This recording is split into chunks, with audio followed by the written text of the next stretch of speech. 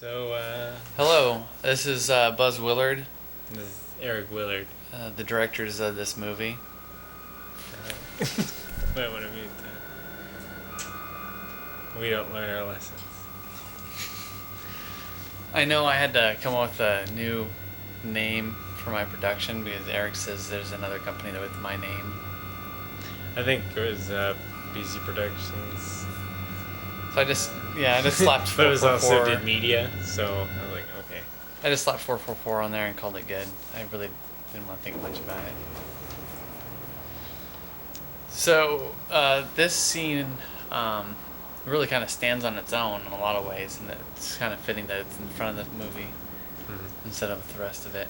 Tell you a story. I came up with this scene way late in the production. Well, maybe just halfway through the production. I don't know, but this scene is basically a band-aid for what I felt like was my bad acting for a lot of the movie.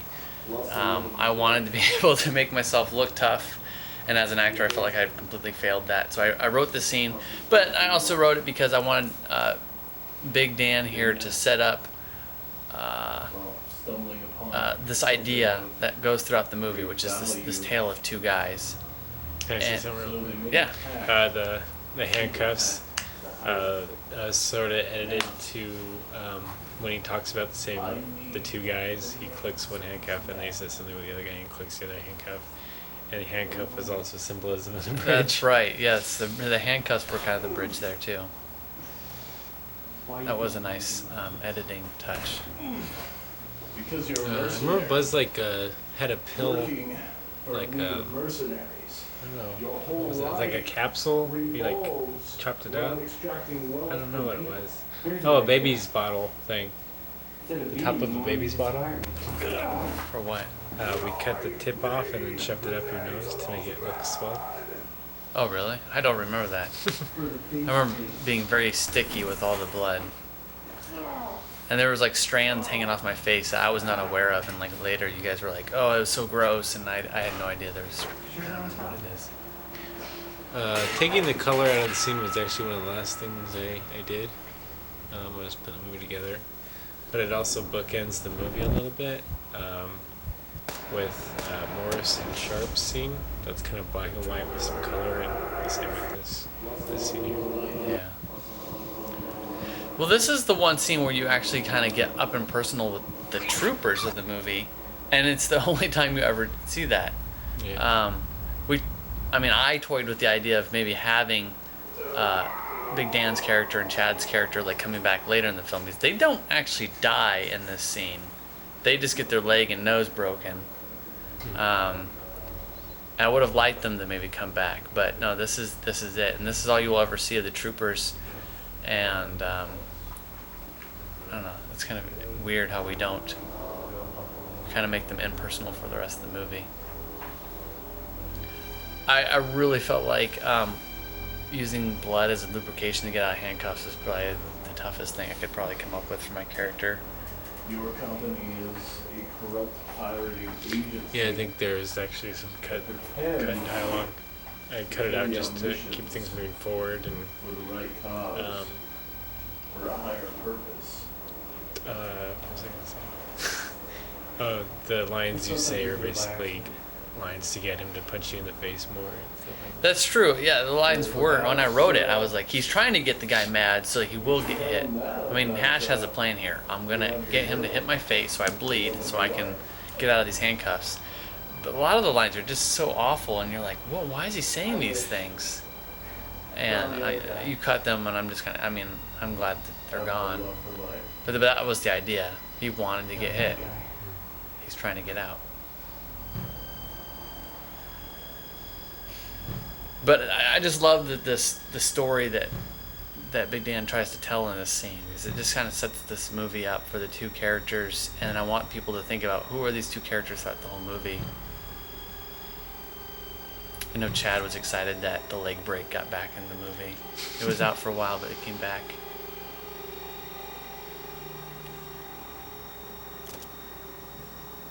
I like the little digital blood squirt out of his nose.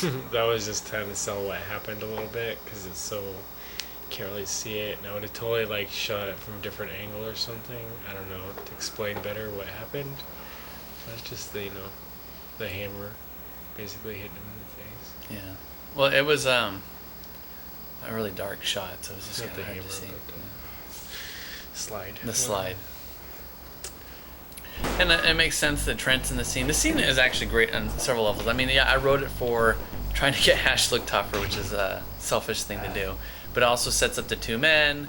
You get to see the two men that it's kind of referring to, Trent and Hash here. And it's kind of parallel to, we had Trent saving Hash from being tortured. And of course that kind of comes back again later in the movie. So those aspects are really nice in that scene. I mean, I know we talked about maybe cutting it just because of how brutal it was, but it really kind of pays off. Yeah. I don't remember who did these title effects, but Nate did. Nate did? Yeah, I do like them a lot. Don't tell him that. There's so many shots in this movie that you wouldn't even think were visual effects. Which, that's good for me. I'm glad that people don't know. Yeah, like this one. Yeah. I love the landscape on that one. Yeah.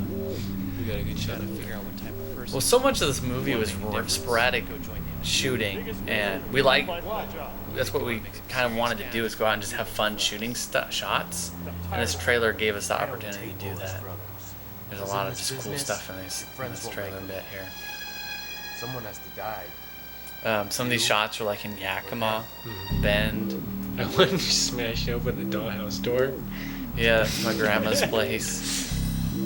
Like That's in Redmond. Redmond. This is what's wrong with the world. People think This they is way like with it. this is footage that was supposed to be in a whole other flashback with Trent. Somebody should do something. And I don't know how we ever thought that was going to make it into the movie, because Trent is not really in the movie enough to I don't want to say deserve, but he's not in there long enough to need flashbacks to why he's doing what he's doing. I better not die. It didn't really help the story at all. Payday tomorrow.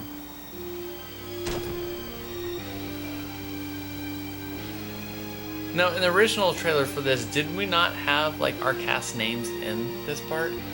You wrote it in the script that way, but I never edited it that way. Oh. I think I tried it for like a second. I think I felt like it took away from the characters if you have the actors' names on top. You'll be remembering the actors' names instead Yeah, of the character that names. makes sense. See, for me, this really was supposed to be like a movie trailer, and we got away from that, and that's fine.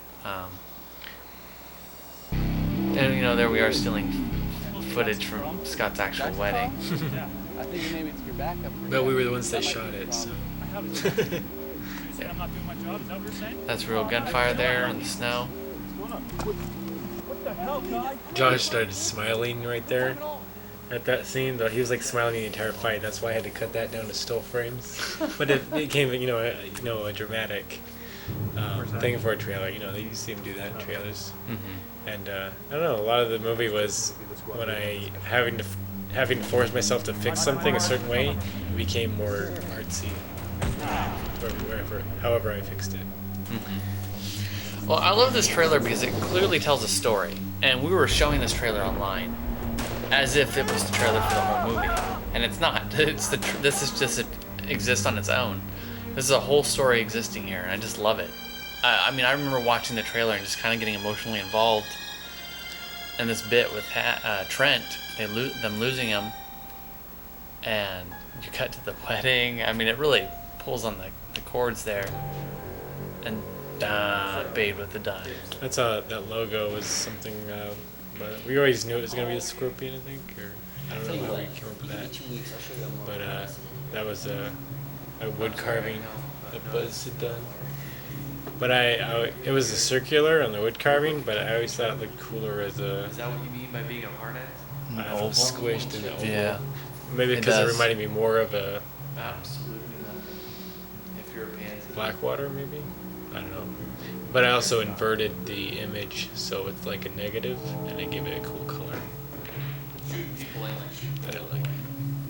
Well, Well, and the original ideas, I remember telling the cast, like, I want you to change your outfit to be your character, like, individualize things.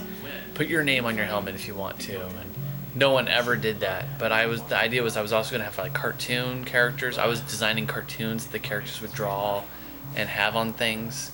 I was designing all these cartoon, like, bug characters that fit in with a scarier name.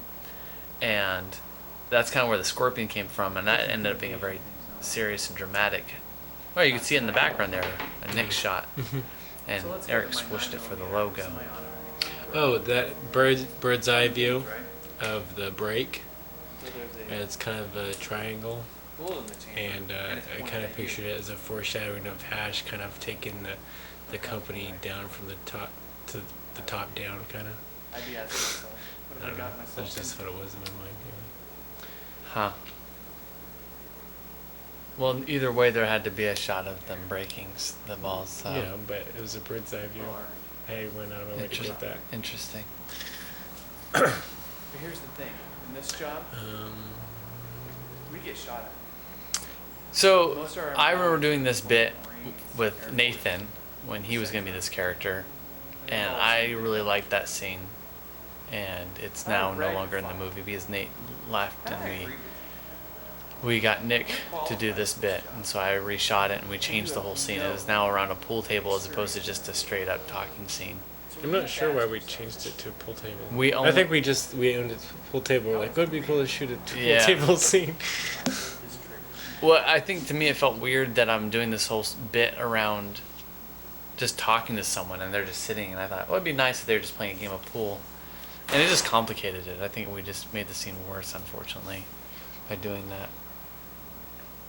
I'm not a very big fan of the scene. I wrote it thinking it was cool, and I it's hard for me to watch. But I do. Well, the thing was, like, you wrote the original thing where they were sitting at the table. Uh-huh. And then I think I took a go at it at the pool table, and I think you came back and, like, fixed it to your liking. Think about this job. I don't know. Well, I know what Hash is trying to do in this scene, but it doesn't seem like, I don't know, realistic. I'm just like, really? Hash is going around intimidating anybody that wants the job there? Well, you were not wanting people to get involved in something. It's true. And Hash is dealing with not wanting to connect with people as well. He's just a mess. Him playing mind games with people. I do like this editing. Just cut. Kind of build the momentum right there.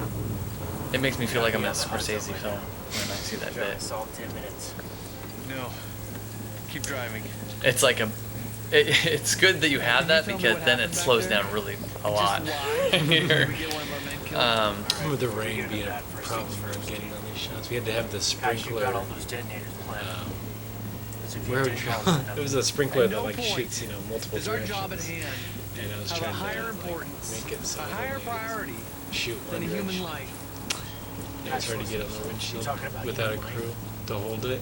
What Right. exactly do you think you're taking? But we ended up shooting this separately anyway. I was there shooting that by myself, Back there driving and then we shot Buzz's dialogue by himself. Killing people is what we do. Why?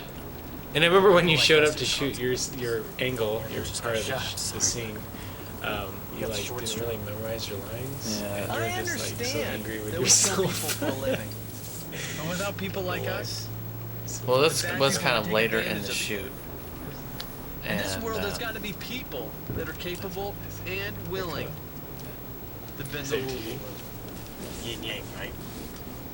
Where the I know balance of that good and as the evil. movie went along, I don't believe in superstitions. I tried harder and harder to learn my lines because I was getting tired of providing bad performances to things.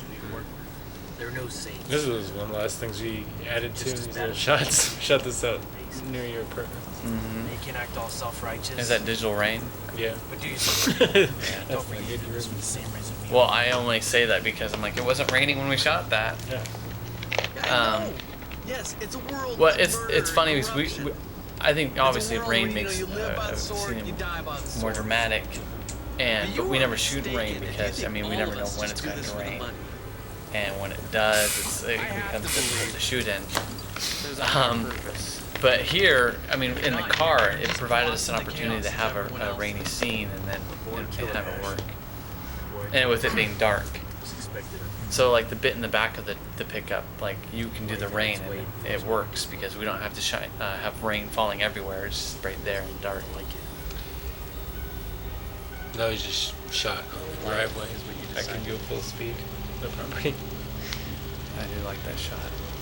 It was hard to. I had to really brighten it though, because I had put my I thought you brights said on he for was that dead. shot. Right. And then it was like the camera wasn't picking up a whole lot.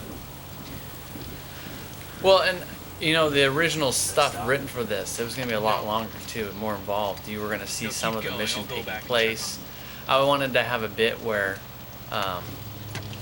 Gibson and Jenks are in the truck and a trooper's in the road and stops them, and Hash gets out posing as a trooper and goes out and walks up to the trooper and like does a But it bunch was, of I remember I always thought it'd be cool if it was done like from the seat of the car and you see it like. yeah, out in the distance. Yeah, it's because the idea was it was gonna be from Gibson's point of view. The movie's gonna be very much from Gibson's point of view, and you see Hash take this guy out in a fist fight or whatever, and then they move on. And you were just gonna see all these little bits of the mission, and leading up to Gibson's death. And in the end, we didn't shoot any of that. I think we just concluded that the movie needed to keep moving, and we go from hiring the guy to him dying. You know what that feels like. I thought that was a twist on things in a original way, so that's why it made me okay with doing it. But I did really want to do the mission stuff with him. It would have been nice because we wanted the audience to connect with the character and have him get lost. In a lot of ways, that would have helped how you would understand how Hash has been feeling with Trent. Promise. Um, That made sense. yeah, because the audience would have connected with Gibson, been seeing the movie through his eyes, and then we kill him off, and you're left with the bad guys. I had someone tell me that the other day. They were like, "I'm watching a movie about bad guys, and I guess the troopers are the enemy of the bad guys, but there's no good guys." Yeah, you're right. There is no good guys. Gibson's a good guy, and we kill him off. I remember when I was doing next scene when I was trying to direct it. We were going off a script and we had it in the back of the truck with us, and we were trying to do our lines. And every time we went back of the script, it was becoming more and more wet. Eventually, we're just trying to read off broken pages of wet paper, and you can't even read it. So we kind of had to just wing it at the end. But we were just laughing about it so hard because we were so like we were just tired of the rain pouring on us. To go to my mom. Well, you did a great job. I mean, I had not met Nick, He's not there at that time. and I remember you bringing the footage to me of the back of this pickup scene, and I'm like, wow, this guy really brings it. And I was excited to work with him, except when I shot my part of the pickup, I was not with him. It's me acting to nothing. That's the better of the two scenes, probably. All right, man. When What's you're the not phone number? Because the other scene, there was not a whole lot of interaction. Yeah. There wasn't a lot of interaction in the full scene, but it just got cut because it looked and sounded so badly. Because we were so hot that night, we had the fan running. Sorry, It Chris. was just We were s- Can't ask not me a good to. shoot.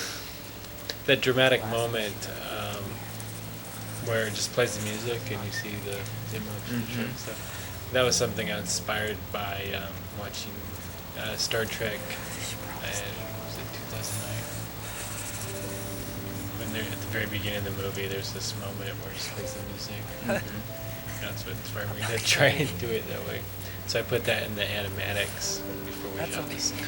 Well, when we shot that shot, in my mind, I imagined it happening at the end of the scene. And I found it interesting that you kind of snuck it in the middle. And it actually plays out really well that way. It could have gone in either spot, but How's he doing? it's nice not always to have people talking. When I write the scripts, I'm always thinking someone's got to be talking. And it's nice to have scenes where, like this scene in particular, this is all about emotion and things just happening with no words.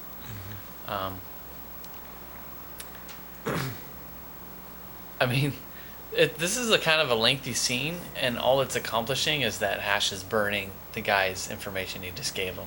Yeah, but it's also some eye candy. Yes, I was gonna say it's a great eye candy scene.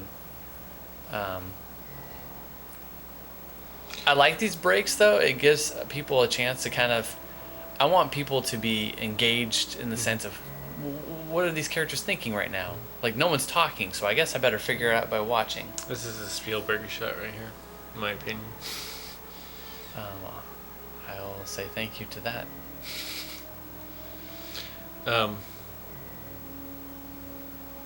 What else was I gonna say? Oh, we did get applause during this scene at the premiere in Kiggins. When that came down, I'm like, yes, people were applauding. All those people just it does died. look good. We got them the actually connect with these bad guys by making them cheer for the deaths of the people No, at the you plant. don't get attached to your work. I added that building behind that tower as a way of giving another sign of there's something behind the tower. It's not just a special effect. But, I mean, it is a special effect that I added the tower or the building, More than 2 but ships to give it flying. depth, I guess, I put it behind there on purpose. I just like the setup of all these shots. It was just a great scene. We really spent a lot of time just deciding what the shots should be, and Yeah, it's hard to focus on the edit too, though, because there's the gunfire. People. yeah, I know that like the shot where you were standing there. That's kind of when the gunfire happened, and you dove for cover. They're like 50 feet away from us. Or Yeah, it was really close. We had no idea they were there, and all of a sudden, ta-da-da-da-da-da-da! So Hash burns this information, and we come back to that as well. Hash is trying to cut himself off from his coworkers. He doesn't want to make that connection. He doesn't want to take responsibility for that connection, which has obviously been the case because he doesn't take responsibility with Jess. Trent happens. Does he ever go to see Jess? No. Yeah. And so it's just a series of mistakes that Hash has been making. He's been trying to disconnect. There's actually, you know how this cuts off here and doesn't say over the Lassos. Mm-hmm. Although I like that risk, I'm wondering if it was the right decision. Because I think it confuses people. Because they think you could be just thinking about Trent. Yeah. But, you know, it was a decision we made and I gotta stand by it. So. Yeah, Hash is dealing with multiple stuff. It's nice that, you know, we're talking about Morris in this news clip and you get a shot of Trent in there. It's kind of a nice, I don't know, Yeah. addition to Once it. you know all the characters, it's nice to go back and watch the second time, I think. Probably. Yeah. This shot's actually visual effects. First of all, there was no zoom up when I first shot it, so I could easily enter the screen. I zoomed up later because HD, you can't really tell the difference on the low res movie. Also, that TV is shot in my place, and you see Buzz in the Reflection, that's a shot of him in his place. Basically, I just took down the opacity. So, it looks like it's a reflection. If you think about it, though, I don't think the perspective's right. But nobody's gonna notice it. I don't know why the news crew got people shots of Hash drinking coffee in the airport. I don't know. I just like that shot, though. Yeah. I just imagine paparazzi's been chasing him around and I guess sat down with him while he was waiting for his plane. I don't know. I like how you have the filmmaking thing in the background. Yeah. I always hated that, but. My bedroom. And the stupid, the camera, I didn't realize at the time, but it had like this face locking thing. Mm-hmm. So you'll notice the movement of the camera bobs with your face. It's like some feature they have on newer cameras. And I hated it now that I know it. It's not like I could reshoot the whole thing. Oh, yeah, it is. Never noticed it, but now I hate it. Thanks. That's what the commentary's for, to make people hate the movie, right? I do like that news bit. That's a very nice addition to the movie that was done late into production. I remember I had a hard time thinking of what should come first, the news bit or this scene, before we go on there. Well, it's good like this because the news bit really helps kind of lead up to Yeah, this. but you say the loss of, and then it goes to this, and so it was kind of hard. Left me at. You know, when we shot that, we didn't know how that would fit in the movie. We were just like, hey, can you just say this? This would be kind of creepy if we dragged you backwards. Yeah. We didn't know what was going to be made of it. Again, that's how a lot of the movie was done. We'd shoot stuff and try it, and it's one of those things that We stuck. do Paranoia a lot that way. We shoot a bunch of stuff and we'll deal with it later. But we get some gems. I when like we how do it. Morris is kind of like the little devil on your shoulder in that shot. Well, we did a Don't you great hear me like calling your washout name? look Yeah. and everything. That was just a great shot. heard you. That gets this Come on grainy in. What is this place? point of view. Slob. Look It's at this. called home.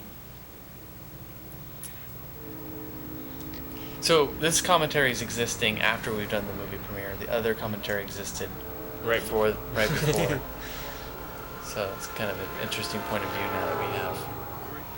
So I was scouting locations when I stumbled across these murals in downtown Vancouver, and of course immediately thought, wow, this would be great if we can, especially these two guys right here. Again, symbolism, I'm trying to connect those things. And it's not a mistake that it cuts from those two guys to the bridge, probably. Scouts and insurgents. Yes, you did. You cut straight to the bridge right after showing those two guys. Did I? Yeah. Yeah, I've heard this. So I'm trying to. We're Well, trying you got to. the bridge there. We want people to be thinking about the two Just telling guys you in the what I bridge. heard. But yeah, and I was trying to find a location where I'd get the I heard this bridge too. That's why I had my in main the back of contact here. I a figured Dave we could King help each shot other out. and Those idiots like seem an to be industry living type along stuff the corner of behind my Tom property, Ball's along shot. the edge of my late friend's Um, place. Oh, are we And I was able to waiting for find a someone spot else? that kind of had No, all he's these dead. elements. I'm sorry. But No, see, for he's me, dead. the two men They can could go also there. I be don't care. I just want a place secure. Dave Something King's about character it. here, him and his late friend That is that's what we gone. do. The idea is that There's a bridge. they were in a war as We well, can send in the team, assess And- the situation, see if this location is and gathering any the real treasure they information. found was their friendship between the two of them. They do eventually live past the war. They purchase property to get next to each other, and they built this bridge to represent their friendship. The bridge connects their two pieces of property, and that was the idea. And it's just sentimental to the guy, and he's just all he wants is this to be protected. He doesn't want anyone messing up this bridge. It means a lot to him. But him and his friend's story gets told into tales, gets turned into legends, and it gets totally elaborated on. Make sure we And don't attract attention. people are searching now for this treasure, and there is no treasure. Bridge can be crossed by horse. And I just don't want to sleep with ironically, here he is paying Lewis to protect his bridge, and Lewis is actually another one of those guys that's chasing after this treasure. For that shot, we just had a sparkler. I taped the boat and I was sitting inside of a minivan. It was a nice, Well, sparks. yeah, nice effect. It's amazing how many different locations we shot the helicopter stuff in. Because I'm noticing one of them was an actual live shot of us driving down a road up high on the You got some mountain. priceless paintings or And the something background buried behind in me the is real. foundation of this bridge? It's the mixing the effects. I learned that from James Cameron, I think. Everyone's curious. You It's not gonna live constantly, up to your expectations. change Change the it up method, and people yeah. can't tell. A lot of movies don't do that now. It's all just digital stuff. Yeah. What I learned is, the more physical effects you can add and then add digital stuff on top of it, it helps. Digital stuff, I kept adding little dust waves and stuff to make it seem like helicopters. I was hoping to get a little bit of a laugh when I puke, but no one, I don't think anyone Laugh. noticed. I don't know, I find it amusing. I just like it because it's like one of those real moments. That's a great shot. I don't know what it is, but with that helicopter flying over with this, it looks I like, had to animate that. oh man, I it still looks like frame of Hodges, you, but it's you really feel like Hodges is being Yeah. swung off of it. I was really worried about that shot at first, and it finally looked right. Hash, do you copy? No, this was shot more recently, and you can tell because the quality The is color really is nice. a lot and- yeah. Hey man, great to hear your voice. I think it's safe to say. Which that I mean, it works. I always wanted the end battle to be kind of washed out. Any word So. on the others? Would have been so much better if the whole movie was looking like Follow that. the chopper's flight. Yeah. See if anyone turn up. Now, who's shooting this? Was this Aaron holding the camera? We are eye in the sky. I think you were probably doing it. Okay. I know Unless he you were in the shoots, shot. he shoots the one, didn't we? Because we had some shots where you turn around and I know Aaron. Right there, he's shooting. Yeah. So this is right by our little tree fort that we have on the property up there. Yeah. We didn't have a good reason for why Hash doesn't have his radio on, so we kind of just like, oh, he's gonna go. Oops. Yep. GPS is reading Which I one think road is fine. leading up to our mission. I don't think people care enough. Those cockroaches I love the blood stains on the gear. If there's any more half-wits like the ones that tried to Well, take so out- early in production, we kept wanting to go down into the woods, and then we would hike really far to get They nearly shots. killed us. And as we went along, we were like, got not only lazy but smarter. We're like, there's no reason for us to hike anywhere. Let's just shoot by So much for me thinking on my feet. our parents' house. Yeah. And so this is like, I don't know, 50 feet or 100 feet away from the house. And you just can't tell because. Well, it's like our cars are like seriously like 20 feet away. Yeah. We got more to do. Well, and the tree that's next to you is the tree that we used to always swing off of when we were kids. It's our Told him, or I rope swing tree. told him. This is one of those things again that you and me are Just in this is a Hash, whole lot of the shots together, except for that, and it's on a tripod. Other than that, it's you or me holding the camera on the other guy. I don't want to Yeah. leave him behind. Added some little digital bushes over the lens there a little bit to make it look like we're kind of hiding.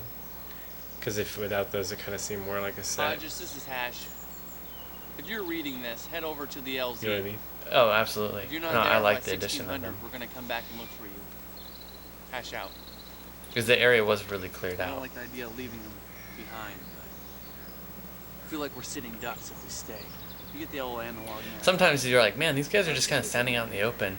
But then we have that bit where you're in the Just give me trees the, and you do aerial that great photographs shot, that and we it's needed really it sells the audience that the camo really does Exterior work. base, this is Hash over. Remember Clara, my wife, was Requesting. not really wanting to do this, but I'm like, this is easy. There's not very many We have been lines. misdropped. And on Oh yeah, zone. Brittany didn't want to do the news We're report.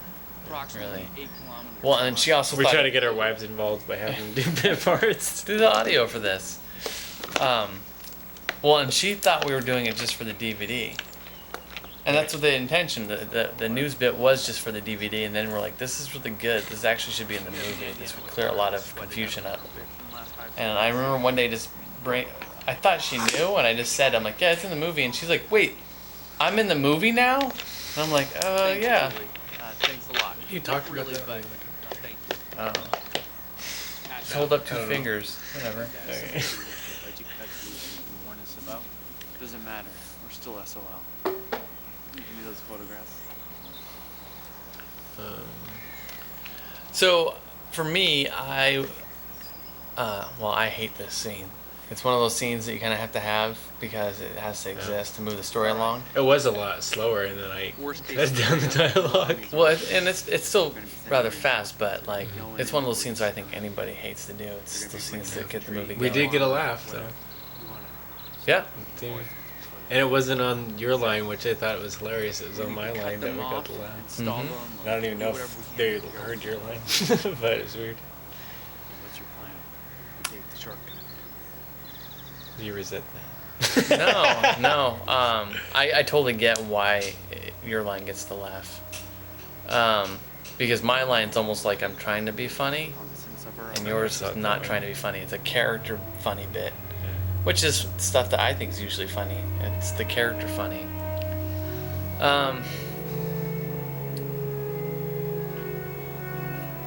Wish we had a better close-up on Hodges on that shot to establish that's Hodges, because you couldn't really tell. And you don't see who this is sneaking around until it could be Morris for all we know. Yeah. Even there, it's not Josh Ball. It's Steve. And he's wearing the wrong pants because Josh Ball brought those pants over. I'm like, oh, he must have wore these when we were shooting before. So I had Nate wear those pants because we still had them. And then realized later on that you told Josh Ball, no, you can't wear those pants. I don't care if you brought them. Everybody has to be wearing the same thing. And so we didn't look at that. We should have just paid attention to the footage. Oh well. That's a nice shot. We shot way up on Larch. We kind of jump all over the place here. I know the intention is to show that we're traveling far, but Yeah. all happening rather quickly. Well, the music I think helps in these scenes to balance out the weird pacing. So I wasn't around for any of this stuff to be shot.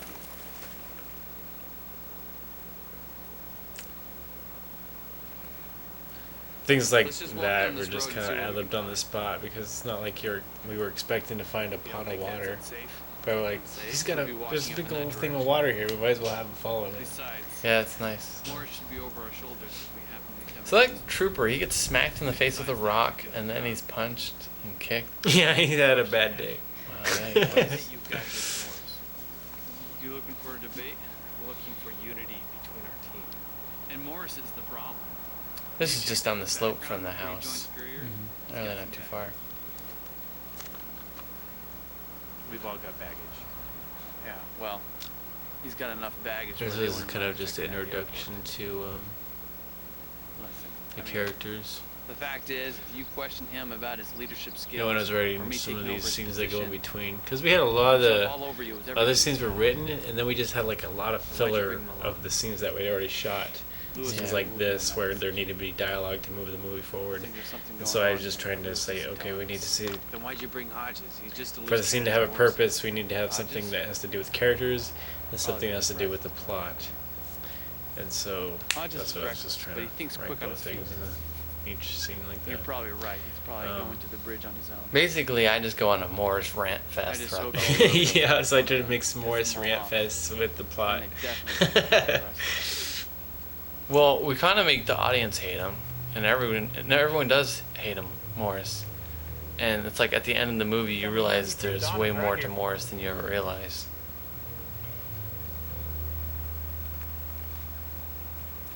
I like that rope that we used. I don't know where that ever went. But it was Looks like a good long, enough. thin rope. That was really tough.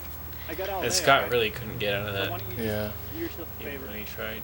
So yeah, this is Scott playing Tell me how many this. drag queens are Stuntman Reeves. How many of us were? And I know that in some level I felt like it was kind of symbolism because currently Trent is in the bunker probably being tortured by someone. And Harry is also being tortured by Hodges. Yeah. Shot in Redmond, and then digital effect to copy it, which is same here. Those troopers. You did a great effects job This on is this. that to be way. fair. Oh, Scott is running around the camera over and over and that. And then at one point he tripped, and I started laughing because I saw it from the distance. well, it's a great bit because you just don't see you, and then you do. You see It's like, anything? oh, this guy would be hidden.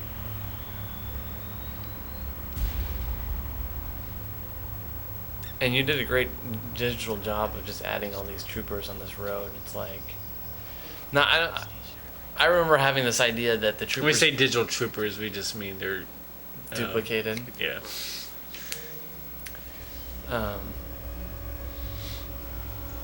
Yeah, it's just, and I always wanted to have a bit where Big Dan's still leading the troopers in this scene, and I wanted him yelling at them and stuff, but we just never got that to happen. The idea is that they were confused of where to go. They knew that we were in the area, and so they wanted us to be searched after, and they're just stopped for the moment. Actually, were able to fly around. If you did have Big Dan and Noticed us. those guys in it, people probably would getting maybe a glare still off the continue to lens. think that they're the bad guys. But I liked how you told me that one of the audience members said that maybe we don't know that these guys could be the good guys for all we know. Maybe you would have not had Well, that yeah. if you. Well, even in the beginning, I felt like Big Dan even said something that suggested that he was a good guy. He's like, "You guys are mercenaries." Like These guys are fighting for a cause. yeah. Their cause is money. Well, I feel like this is all side stuff. Like they people want the money so they can support their cause. I mean, it's all. And again, I avoided actually labeling any legitimate force. I didn't want to refer to anything that's actually happening. I don't know if that's being lazy or what, but I didn't want to take the time to study what groups would actually be doing stuff like this. Oh well, we always try to make a movie that's timeless. Yeah, I don't want to tie this to any time period per se. And we just go crazy blowing up troopers' faces. When I wrote this scene, Morris wasn't in it. I know Morris was like a total after effect. I think it was that more Well, conflict between. yeah, the a two. lot of people I know started thinking like, wait, why did Morris do that on purpose to screw it up for them, or what was he doing? He really bought them a distraction. But I don't think Hash takes it that way. I think Morris saw that there was no chance unless he did something. Yeah.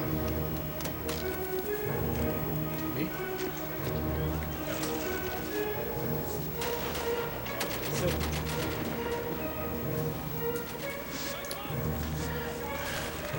I remember doing a lot of these stunts. Falling. I don't remember doing any of them. That's my friend. Alright. I used to. Yeah, he showed up and he He did was- a lot of like just dying scenes, Yeah. He just wanted to be a part of which was cool. He just wanted to die, I think, actually. Which was kind of just cool. And I think Nick was excited about dying too. The guy on the cannon was seemed really pissed. I was just trying to make my face look not like Was it myself. you? I couldn't Yeah. even tell who it was. Okay. Morris, if you ever do anything like that again, you need. There's a fine line between friendly fire and me just putting a shot in your I face. remember that we all had the same walkie-talkie. 'Cause we only had one that looked that way. We liked the look of that one the best, so we just traded it off. Finger slipped over. And then we broke it on Got that any last explosives? thing where you see it broken at the beginning of the movie. That was the last time Just we a used it. babysitting job. I did get a good laugh. Tired of sitting around. Finger Oh, the slipped finger over. slip. We move up that road, we cut them off, we take out the tank.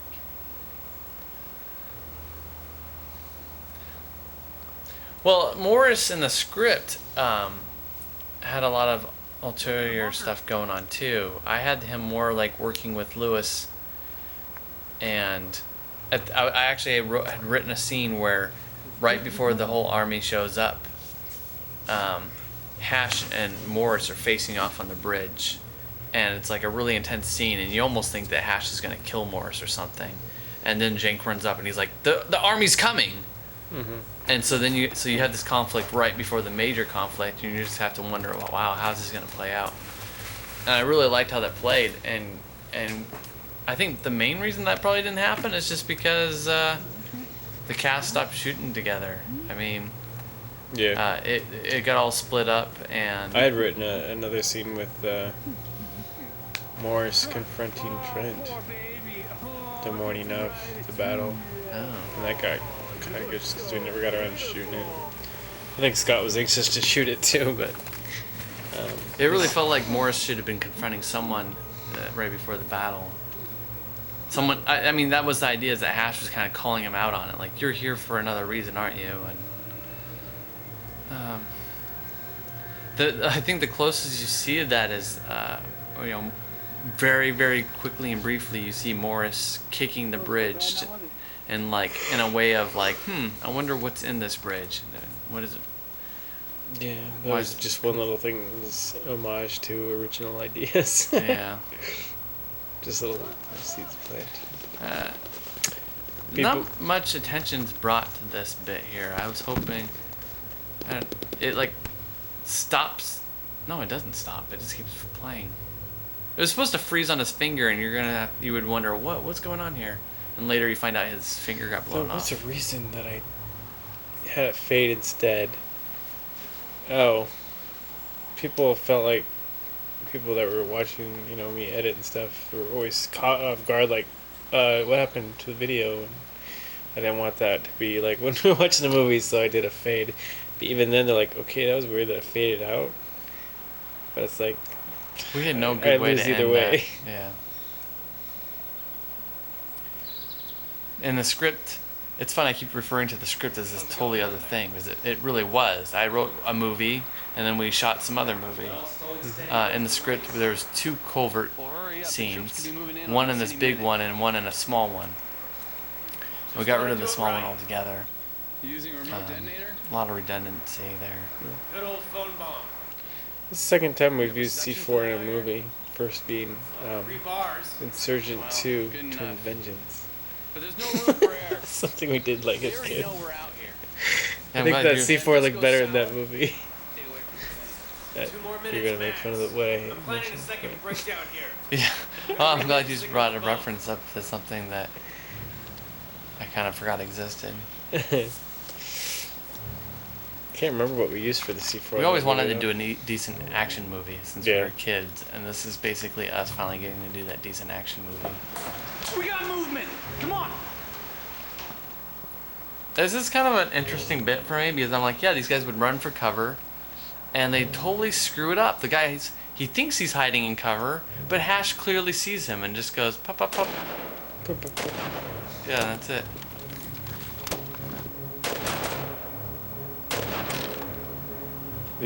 Oh, this was Nathan playing a trooper. Yeah. It was nice to get someone besides you or me. Yeah.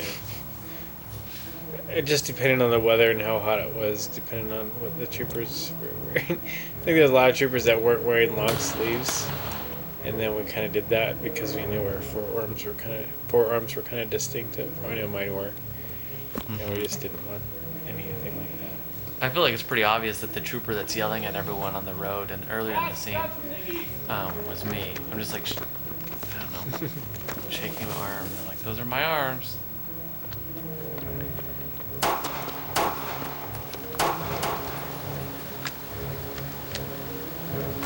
So, I only have one clip that works in that pistol, and anytime you see me eject it and put another one in, it's just the same clip, yeah.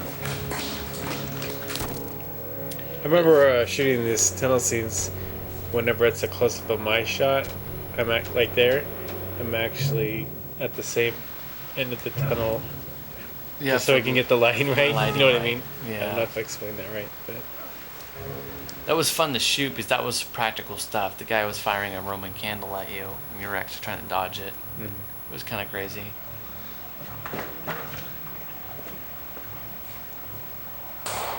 I remember thinking that was pretty amusing, but then sitting in the theater watching it with a bunch of people, I thought, oh, that's really cold-blooded.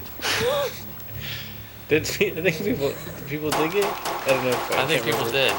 And I'm like, huh, that's really interesting because it's really cold-blooded. It's just, it's weird to watch what people connect with.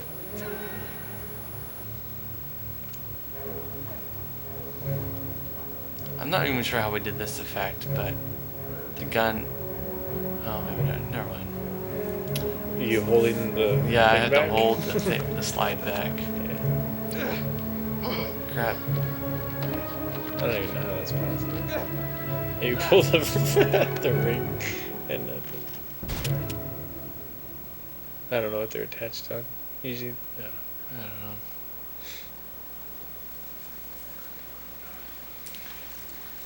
I remember shooting this bit repeatedly. Having to put water in your helmet. I keep putting water in my helmet. I'm not even sure why we kept shooting over and over, and in one of the takes, Come on, pack your gear. Let's get these bodies I out the road. ad-libbed this little line towards Jenks. I don't think you were expecting that to be in the movie. I like to just say stuff to just get a laugh from the cast, and You know that? it got thrown into the Being movie. honest, Ash, the reason we all distance ourselves from the leadership is you have issues about letting go of the past. That's a fairly nice shot. Yeah. So I don't know. It was kind of hard to set up some of these scenes because these locations don't actually match what we needed for the scene. So you would have to digitally, like these characters are not actually above You behave like where the tank's coming in at. we don't know how to do our job. If anything, we're behind it. We're actually behind it. Yeah, you probably can actually see us in that previous shot if we had actually been there. And no offense, but when Morris was running teams, So again, here we have an element of us trying to take out the tank, and you've thrown in some Morris stuff. Again, I would have written the script, and what was it you told him to do at this point, Eric would have rewritten the script. And where was he during that whole thing that just happened? I got no warning from Morris. Because this scene would have just been action before. How about some help? I counted 7 guys that ambushed us. I remember we shot this I killed them twice. all, except for the One, 2. but we had Nate with us, For what other reason? and he was in charge of the shooting. But honestly, I don't think of him as really a cinematographer. Ready to blow? And he kind of, the last time he shot stuff was like when we were kids. And so he's like zooming in and out on shots, like slow zooms and out. Mm-hmm. And it really gave me a feel like a low budget whole movie. So I'm like, Buzz, we need to reshoot this. And Blow it, I think Jenks. you and me did better when we were by ourselves on this particular shoot. Oh, it worked out. What the hell? You told me you had 3 bombs. But again, there you go. It's like whoever's not in front of the camera, that means the other person's holding the camera.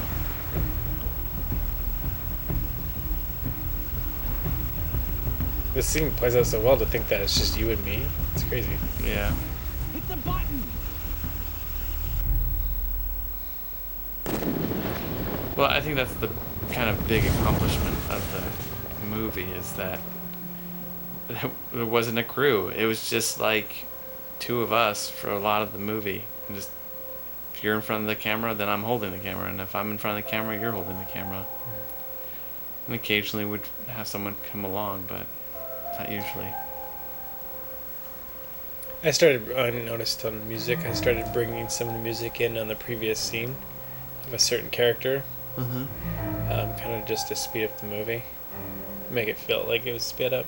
Like you're already on the next scene before the last scene's over. Mm-hmm.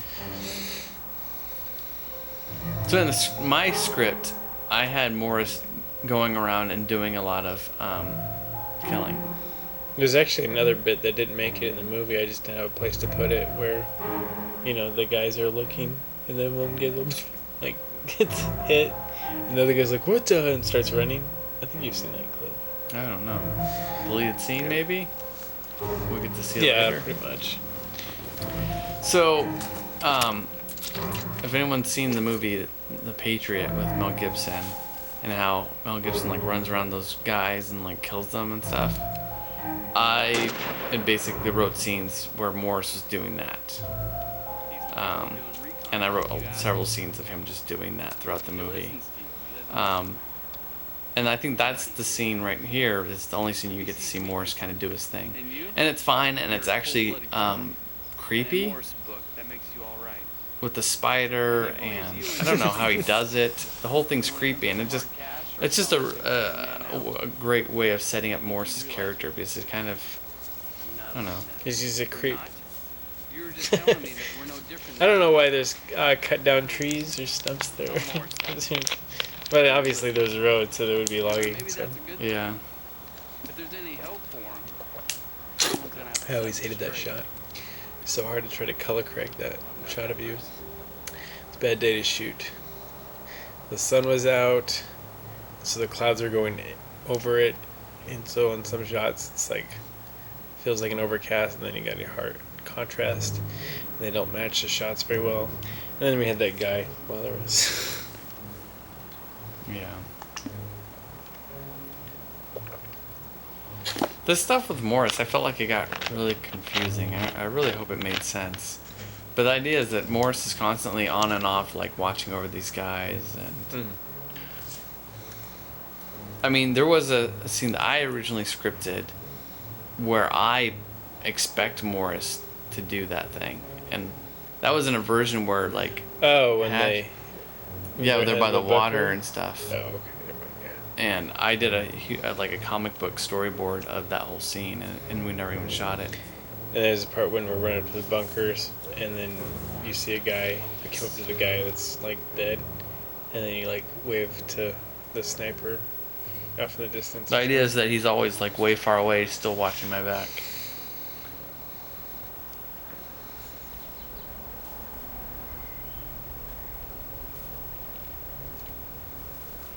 I hated how I have to shoot this. Let's just play it out. Playing Troopers is one thing, but when I'm playing another main character, it just doesn't feel right. I wish we could add balls for it. Josh Ball. Yeah. Well, and I really badly wanted a shot of me tackling the guy. I felt like the scene needed to end with that, and we never got the shot. We shot it, I think, 2 different times, and it still just didn't feel right when I was editing it. So I left it. You end on Morris's face, which is probably the better solution to that. You're following my You know, I was just about to ask you what you were doing with my friend's gear. Welcome back. And this scene was like the dreaded scene for me. It's again one of those exposition scenes, and we shot it over an expanse of like 5 years. Do I find a squad there and not This you is guys at the bridge? Brutal. I kept saying I'm gonna come back to this scene. I'm gonna reshoot my stuff so that we can make sense of this movie. Yeah, This is hello. the most terrible I'm scene missing to a edit. finger. Where do you think I got that from? Mosquito bite? Yeah, No I more finger looking started at me. with the stuff from scratch 4 times, my I believe. God. I'm 5. missing a finger. So I go along with the I have no It's idea. like I would say, oh, there's a scene. I'm there. Let me just scrap it all and You know, capture everything and start over. Get some answers. Pretty much what you guys I have no idea why I We were had gonna his meet up finger with you at the get bridge. blown off. We ran into a couple of snags. Basically, no Some answers, stuff is no probably way just to force recycled from the past script and it had a reason, but It might have had a reason, I but don't know. now it's just there. Yeah, something's going on. And What's why going this guy on? just keeps continuing without a finger, it's like beyond me. The guy's just kind of crazy, as that shot reveals. grab one of them. Like you guys weren't there, so I just Josh took the just liberty would of bring doing the it myself. spontaneity to the whole So I just thing. took it, you know, took it. I never knew what he was going to do. Look, Took it nobody to was there. town. All I did And, was I beat him up a little bit. you're like You your mentioned radio and he like yells how out for some reason. He's all in the busted bunker off the past truck. bridge, they had a captive there being questioned about the Hilarious bridge. bloopers with him. And a lot of those bloopers just make it in the Everybody movie seems to because think like, it's a well, that'll special make his thing, but character nobody memorable. seems to really know why. Well, I guess there's not much more to tell. Did I mention I missed a finger? This is so important. Well, I Why remember don't you also give us hating back? my footage in this scene because my helmet was tilted back. And, Yeah. and later everyone's like, Buzz, why is your helmet just like hanging off the back of your head? It's like, I don't know. I'm glad you came back to find us. Yeah, I just hated this. I like how This the camera captain. stays here. It's like you have Anyone we know? unfinished business. Unfinished business, name yeah, is come Brent? back. Or something like that. Oh, that guy Trent. Wow. Hey, So your friend, I guess. there's a couple other things going on in this scene Far here. scarier. Morris You know, my first scene back when Morris was running the show. is Missing in aware action. that Trent's in the bunker. But he wasn't really missing, was he, Already. Morris? Is he He knew not? exactly where we left him. Yeah. Morris knows Trent's out We know here, where he is now, don't but his I- mission has been to focus on the I'm sorry bridge. about your And even in this bit here, But thank you for Morris He's says, the one who suggested you that guys- they go take it, isn't he? you guys a friend. go get Trent, and me and Hodges You could will sit get this the one out. bridge. No obligations. I don't know what, that Uh-huh. Morris suggests, well, you're talking about the bunker. I think he just Get goes, Trent back. why don't we just take it? I think he wants Trent to get out of there, Yeah. but he also, in my mind, didn't want to actually be there for the when they get him. Because he was I don't think it's an accident. Well, yes, there's that. He doesn't want to confront Trent, but he wants I to don't. help him. Alright, Um, thanks, you and me. But I also don't think it's an accident that he wants to be one of the people that goes to the bridge either. If it all goes well, He wants to get the first peek at it. Pull some of this creep from that bunker. We'll improvise from there. But it all starts with that bridge. You know, in the original script too, I had the characters kind of staying together. Bridge to Trent. Okay.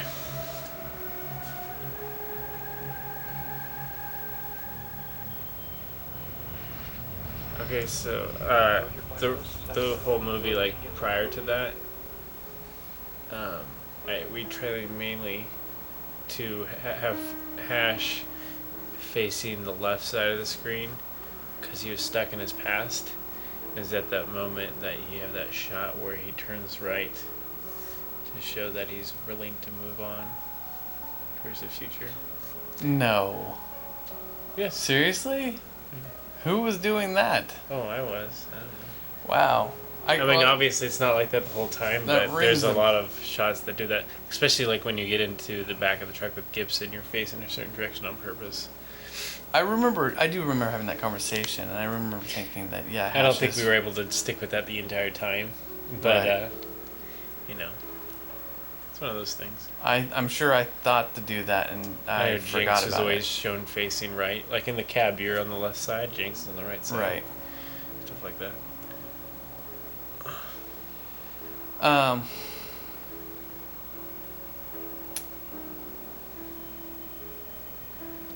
So this was Man, cool I looked- shooting inside of a I airplane. look really old in that shot when I get all emotional. It's like every crease in my face that could be shown, I showed it. And this shot is in Texas too, right? I don't know if that's a repeated shot later. I have to look this time. Okay, there was a sign that had like a red electric print going across the. But this was in Texas. Yeah, well, it was on the way back to the airport. Oh, there it is again. Why did they do that? I had enough footage. Oh well.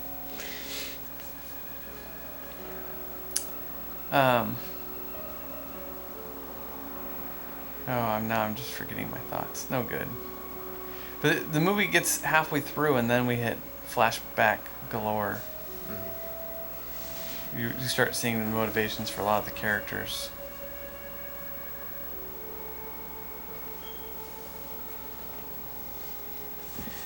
And of course, I mean, we kind of threw it in the audience's face when I say bridge to Trent.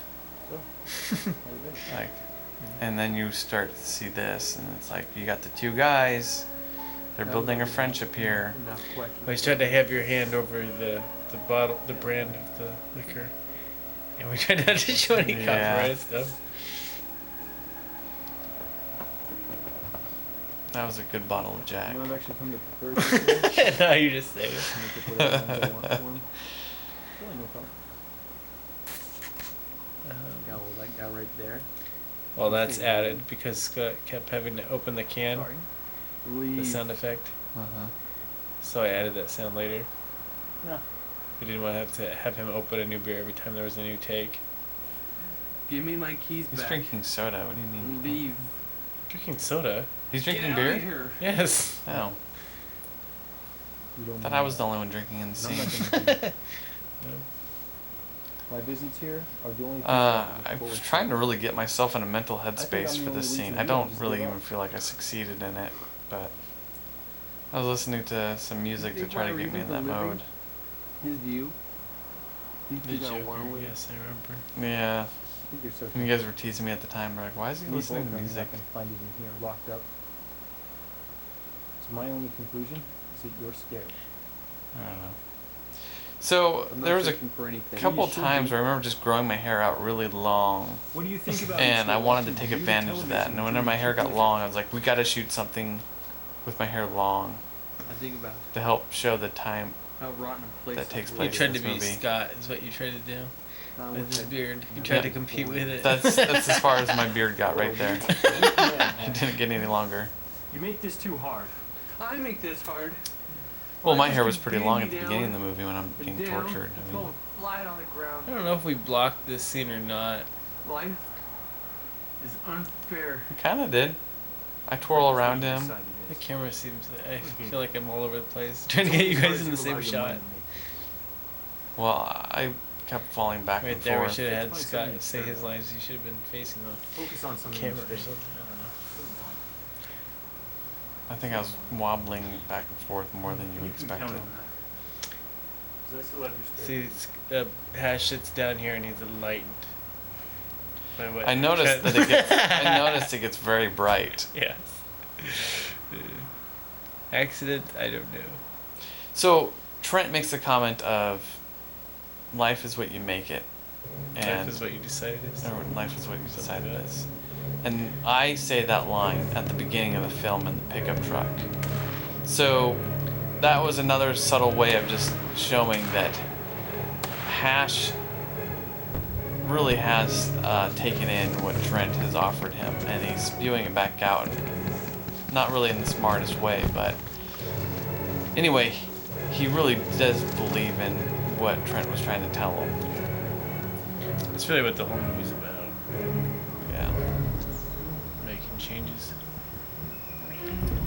Well, and every character does make that kind of subtle change. The original script, glad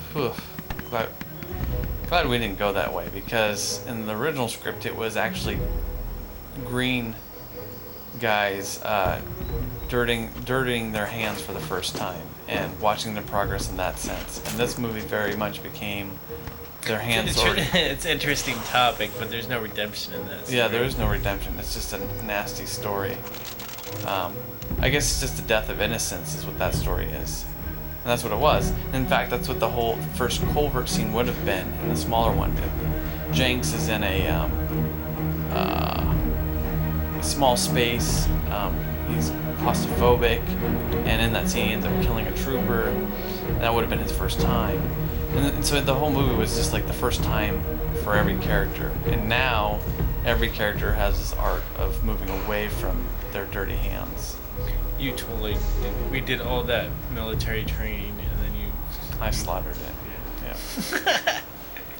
I could have easily got shot in the back. Really do like how they kind of go to the depths to get Trent. It's really that, the character's going to hell And taking him out of it. and getting him out of there. I never thought of it that way. Well, It's interesting.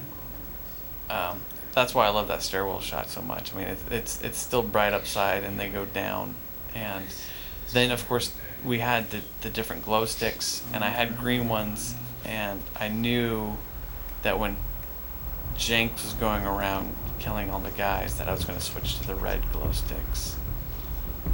Maybe it should have been red glow sticks the whole time. I don't know, but that probably would have made more sense. It helps that you have red and green. Well, in terms of like For the passage. showing the passage, yes, it does make sense, because Hash is on the green trail and Jenks goes around a red trail that circles around, and then he gets back on the green trail. I remember we weren't sure what our lines were going to be on this shot, so we were both trying to not face the camera when we're talking here, for the most part. I don't know why we thought it would be a big deal at the time, but it helped later on, I guess. Yeah. So the movie kind of, again, we shot these scenes because we were excited about them. I thought it would be nice pieces of action. And, man, the movie really slows down with them trying to get the Trent.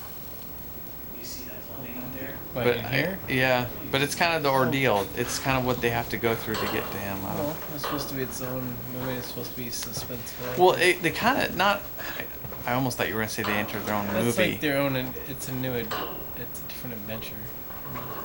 Well, yeah, and I would say that this is almost entering its own movie. Like, this whole bit is its own little movie. They've entered a new movie to get Trent. That's a really weird way to look at it, but they do. They were in a different movie about a bridge, and now we've entered a different movie where they're off to save Trent. I know, it's like after they come out of the bunker, that's when the movie becomes really desaturated. For the most part, there's color in the scenes before.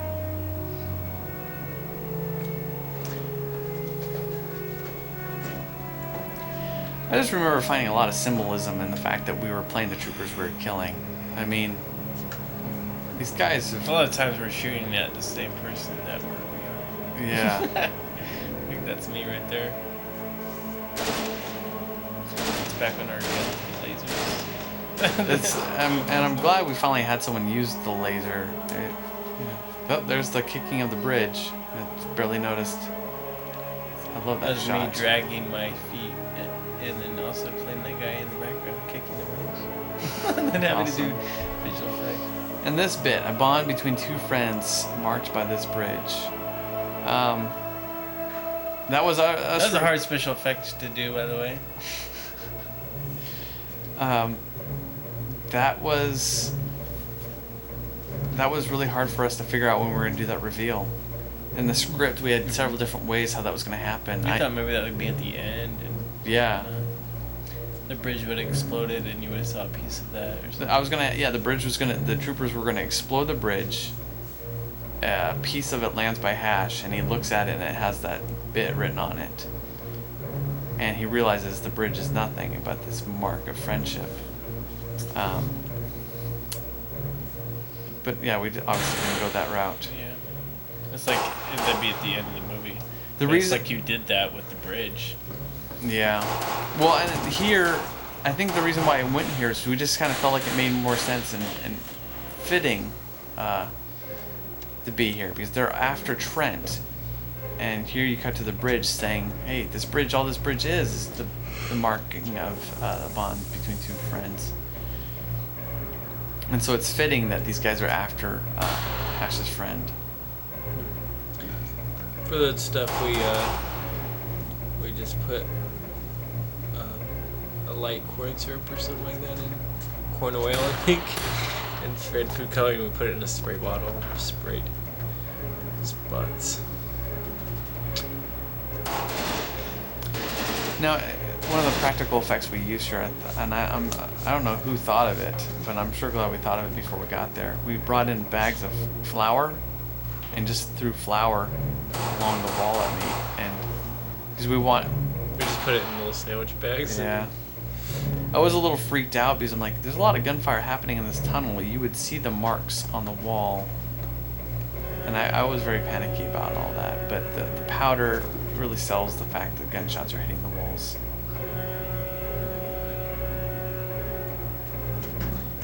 I know I decided on bringing the flour, but it's like I can't imagine that I would know in advance that I would use it for that. I'm just covered in it. And it totally makes sense. I think this is a great bit here, right? He looks and there's Jenks. Jenks has done it for him and is still moving.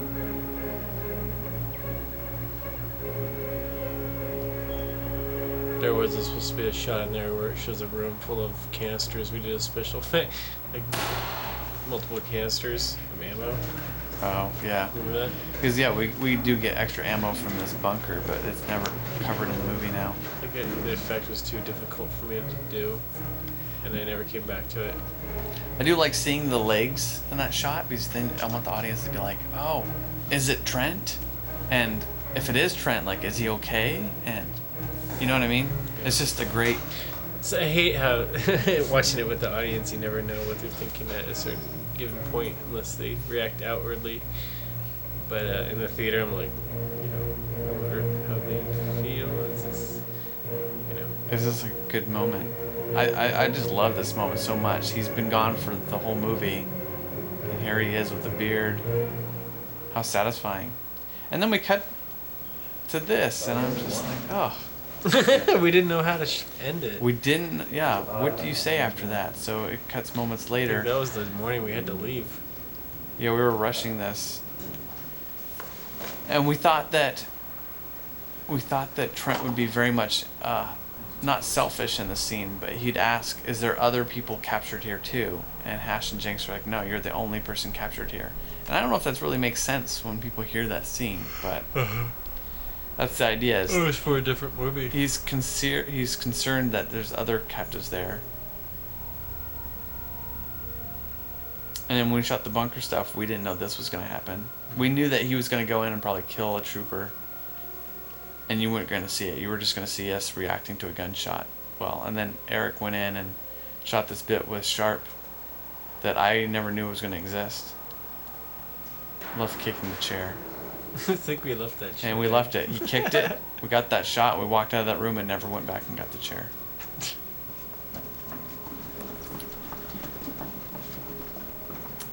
And again, here the movie breathes again. It's not people talking.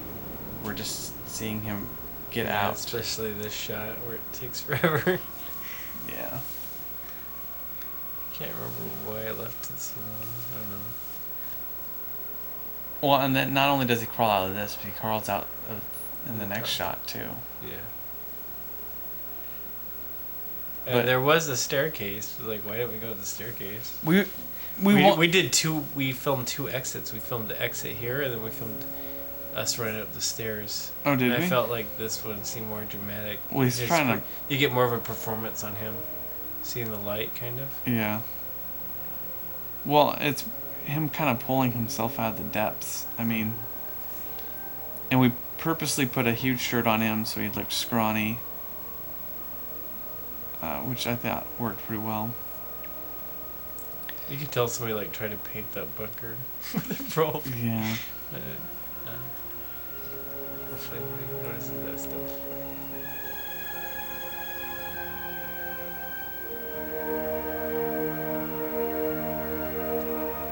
I know for the longest time too, I was at a conflict with like, what is the bunker? Like, you get the whole movie talking about a bridge, and all of a sudden there's a bunker just tucked around the corner. Like, what's up with that? And I could never really come up with a good solution, and I'm just hope that no one cares.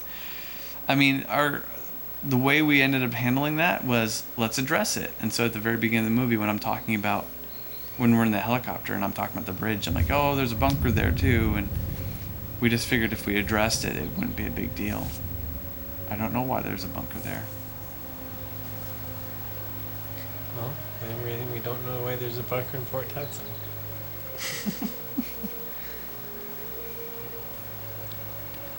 This was the first day shoot of the movie.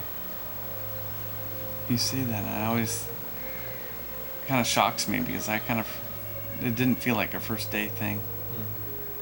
So this. Oh, this is later. 8 years later. Right, with you, yeah, and me. Yeah. But Scott's stuff. So he shot that pre-Port Townsend. The knife here.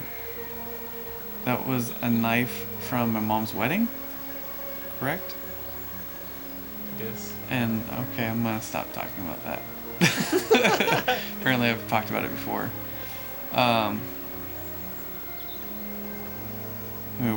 We kind of wanted a scary bit where you don't know if Trent was going to kill himself, though I'm not sure why that would make any sense.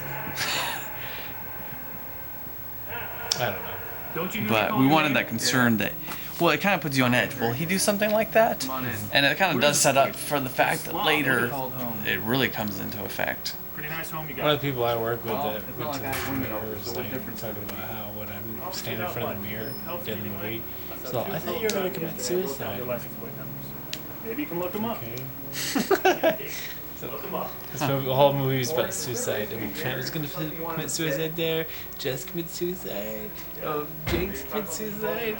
That would have been ridiculous. Huh. You taking a piss? I think this bit with the bathroom only exists because I wanted that painted wall in the movie.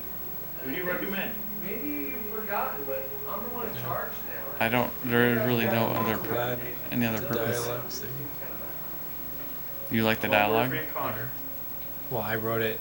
I know you can't just jump into the scene. Jinx and Connor. Yeah, that's always a juggling act, I Would be a think, good for asset to the team. script writing. Yeah, you can't just jump right at it. Don't you know that? But I would think. I remember the Yeah. audio. You were just standing in the bathroom, weren't you?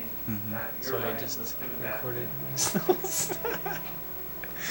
Lovely. It's my pee coming out of Anything else? Don't say it that way.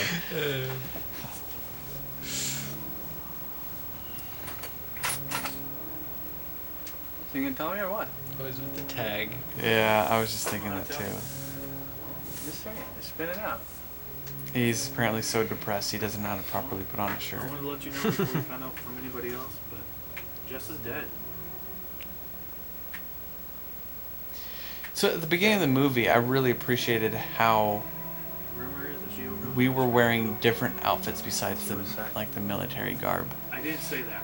I was wearing a sweatshirt with a bulletproof vest, and there was an aspect. Our doing. I would our fault? like What's to our have doing? done a movie Jess where being it was dead. just that, but we were so concerned about like kind of selling not the our realism. In responsibility. fact, a big part of the reason why we did That's this not our movie fault. was She in our committed other movie suicide we because did not it's have military It's our outfits. fault. Yeah.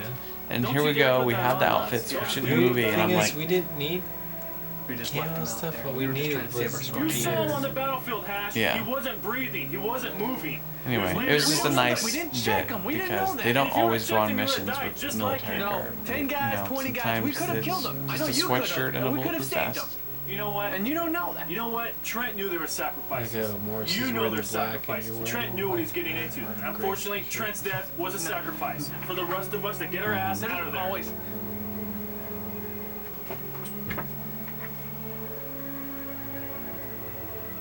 Maybe. Okay, maybe sometimes sacrifices are needed.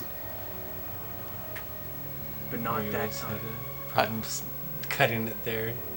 Not that time. You'd have to say it every single time.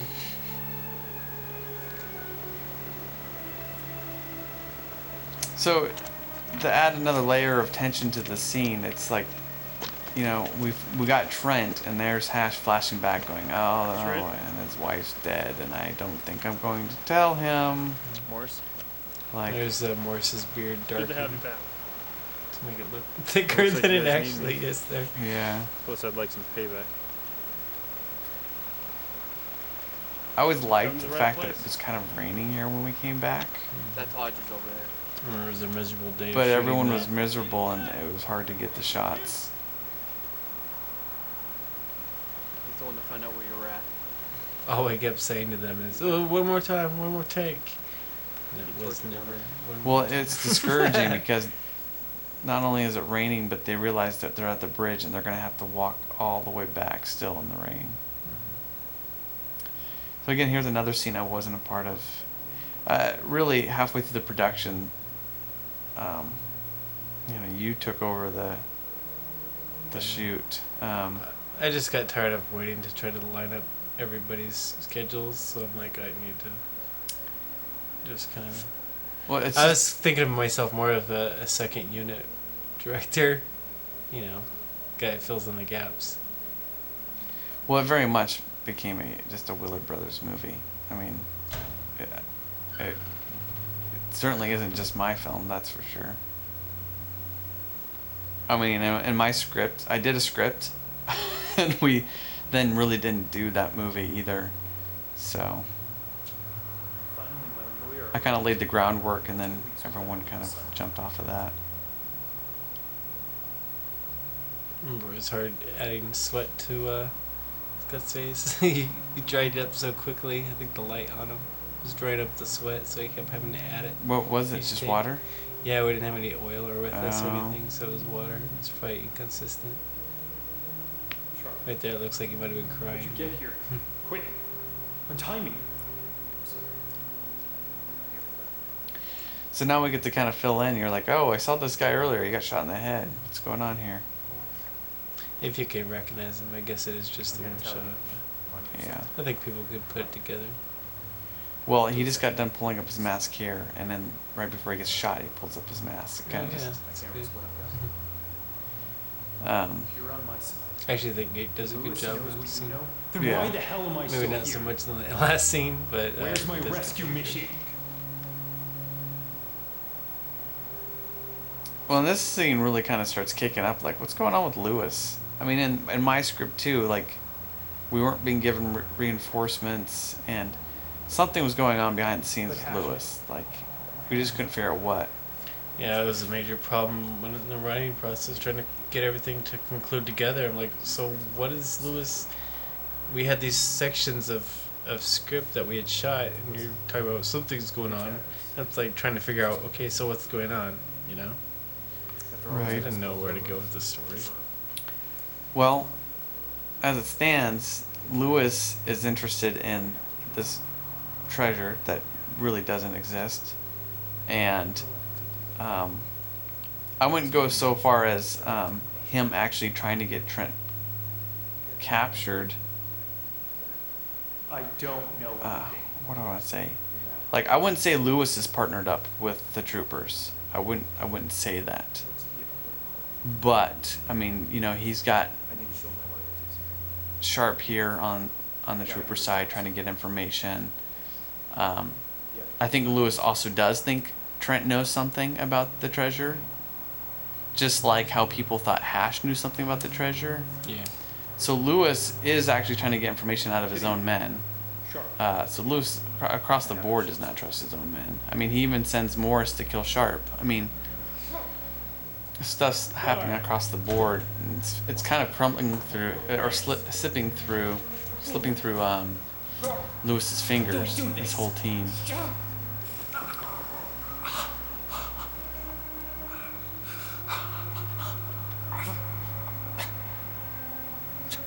I think in real life you probably had a blowtorch if she's gonna do something like that. To a knife, because I don't think a lighter would.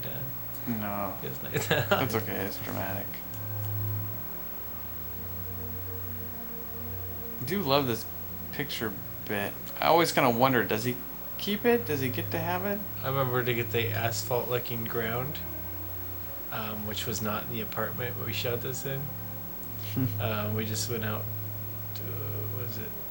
On the porch, they have a closet, and like those have concrete floors. So basically, the foot close up of him covering the picture, and the picture there is just shot in the concrete. Oh, nice. Hi. Hey. You look good considering.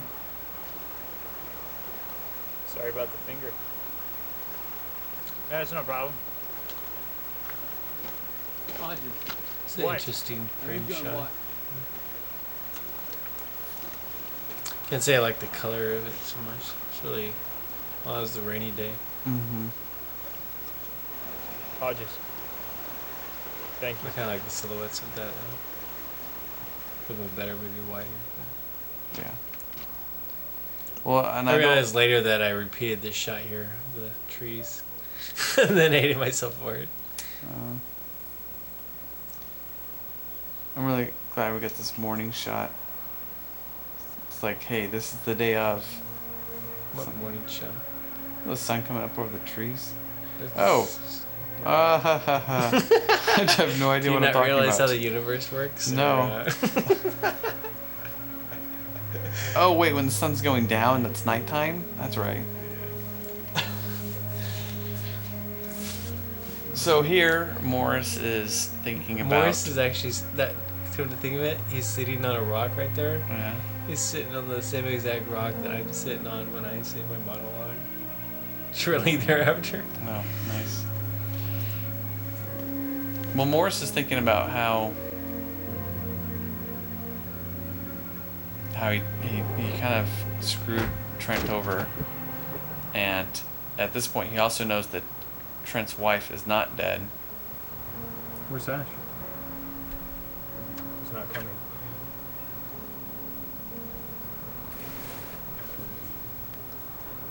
I don't know. Morris has just kind of trapped himself in lies and stuff. And I think in my script he was more in connection with Lewis, but Morris is very much his own thing. Both Jackson and Hash come from Movie now. Lewis needed somebody who could He do the wants job to and stand he for something, I think. dedicated It just ends up being no matter something what the else. cost. Not what he wants to Jackson, be. how's he doing? They didn't make it. Well, Just complex guy. in the scene where he's yelling at me in the garage, you know, he keeps telling me that people have to be sacrifices. And when he says it in that scene, I don't think he even really believes it. I think he's just Doing the motions. going through the motions and saying something to make himself feel better. And by the end of the movie, He's having a midlife crisis or something, I don't know. his proper instincts kick in, and he does something He knows I can get the job done and do it, get in, get out.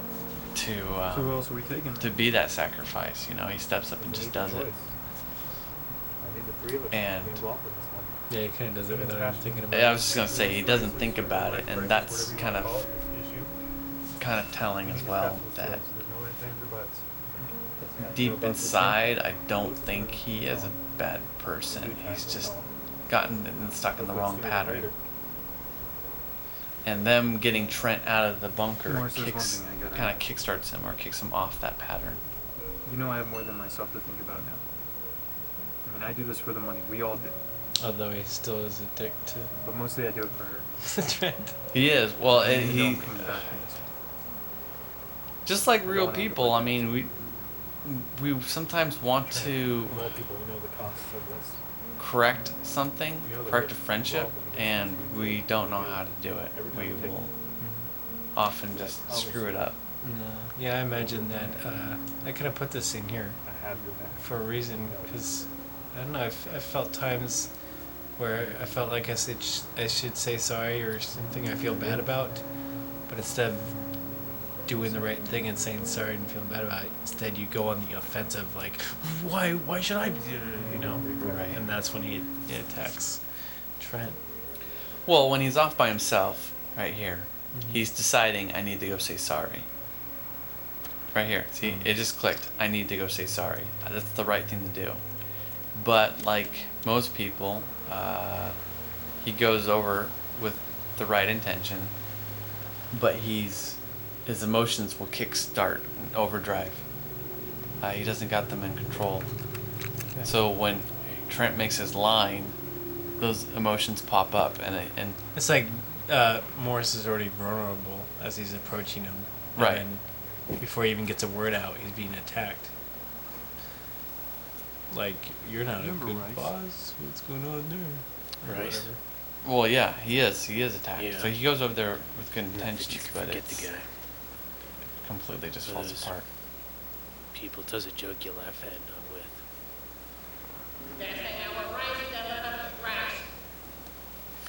I do assume So you're there's asking our because you're curious first how he's doing. Hodges, I suppose. Yeah, mid-shoot. who Just he taking some behind the scenes and throwing them into the movie. he would randomly say some funny things too. So in a lot of ways, Hodges and him weren't too Too far off. far off. Yeah, I there's good knew feelings that that they were going to person be the feels people that I kind of had the I didn't think comedic much of it at the time. That's right next levity to Culver. to the movie, Exactly 1 week later, and I get a and so phone when we call. lost Kim Call Sean, asked me to take a shift and we because got- of the weekend respite we got schedule Josh taken Ball on. instead, and I just felt like he kind of really filled that role as well. I think Josh Ball definitely did the role for the More intimidation, at least better, of the torture scene. Yeah. I don't think they really got that out of Right, you know me, I don't. seeing that scene with. We shot the Kim torture Sean. scene with Kim Sean. Yeah, Wow. we didn't really Some finish horrendous it, I don't nonsense. think, but He said what he did there's just 1 nothing week compared prior. to the other one. Well, Now I that you think bring Josh him up, Ball I can't actually help liked myself to torturing think Scott right Reeves. This assignment. Although it seems pretty stupid and pointless. This scene also came about as I felt like everybody This had bridge is important. an arc, I don't know, and maybe I it feel means like something Jinx because didn't really have an arc what are yet. the chances that So I Ash, tried to Doris, write one me, in kind of for him. Something that hell, he anyone could come else in screw at the here, end we and find you out here, do something different. Yeah. alive at that. Well, I would say the real turn for Saying what she Jinx is the scene where he tells Morris to join the team.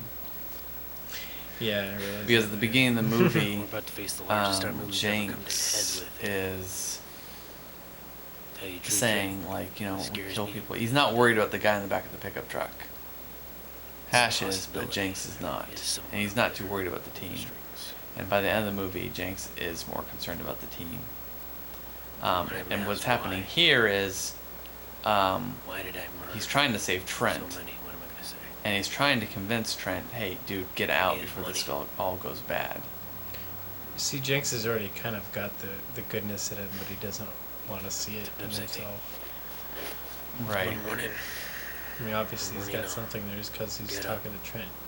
go out and actually do something good. But Something He that would doesn't love benefit to the see least. Trent leave, and I totally think that Trent is going to leave here as Wake well. up, So there's kind of realize several that things going on here. You got far down Jinx that other road. trying to shoo him away and trying to make a change in himself. You got Trent who wants revenge on just being tortured, but he's convinced that getting revenge for that is not worth it, and I think his thinking is I might just leave and get back to my That's who family. I am, and I accept that. But I don't get He doesn't things say that it, don't but take once for they're me, broken. I see it in Trent's face here. You want to change the past. Because he does that little So smile revenge and can nod, bring you like, back. yeah, okay, I think I might actually leave. It's not gonna bring you closer. And then Morris walks up. And what's going on with Morris is Morris is there to apologize. But since Trent has still got hard feelings on Morris, he says what he says, and Morris can't move past that and apologize. He has to strike back. And he strikes back with, mind you, he strikes back not as hard as you might think it is at first. Because you think, man, just told him horrible news. But in Morris's mind, he's delivering fake news. Yeah. It's not that bad of news because it's fake. You're the family man. So Just got caught up in their own business. that's just see right here. He's like, all right, yeah, I'm gonna peace out of this joint. Although Jenks is like, he's got bad news right now. Look, all I'm saying is, But I Go on, realize, kill you know, Count today, being go there to is not the going to help place. him any either. Yeah. Well, what he's saying is he's still a family man. Even if he went back, he could pull something good out of all this. He's the guy that could start a family again. Hey, Morris.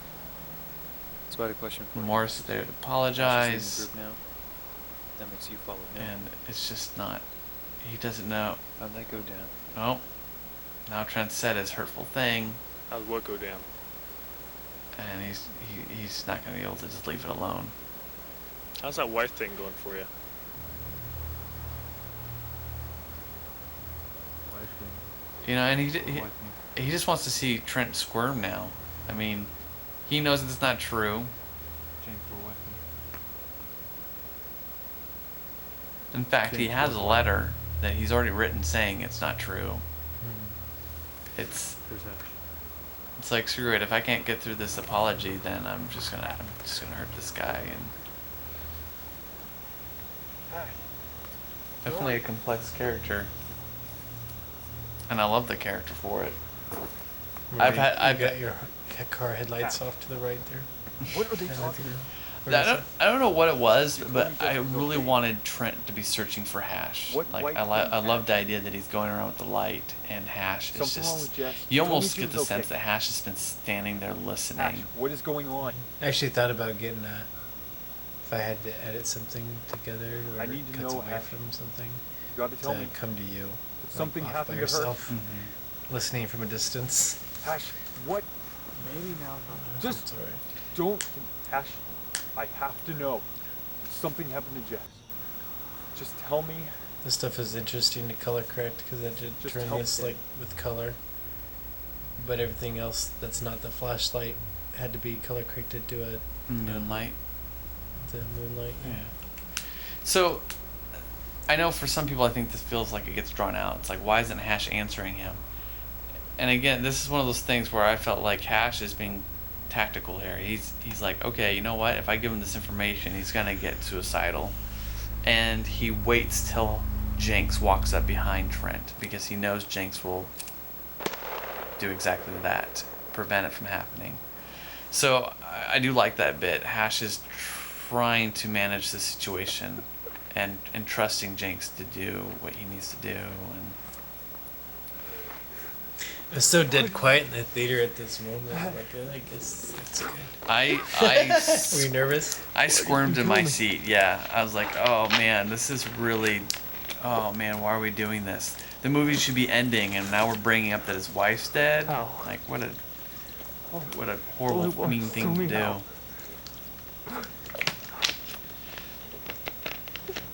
I mean, I can see why people kept thinking this movie. I want to know is like if there was a tension building with the audience at all.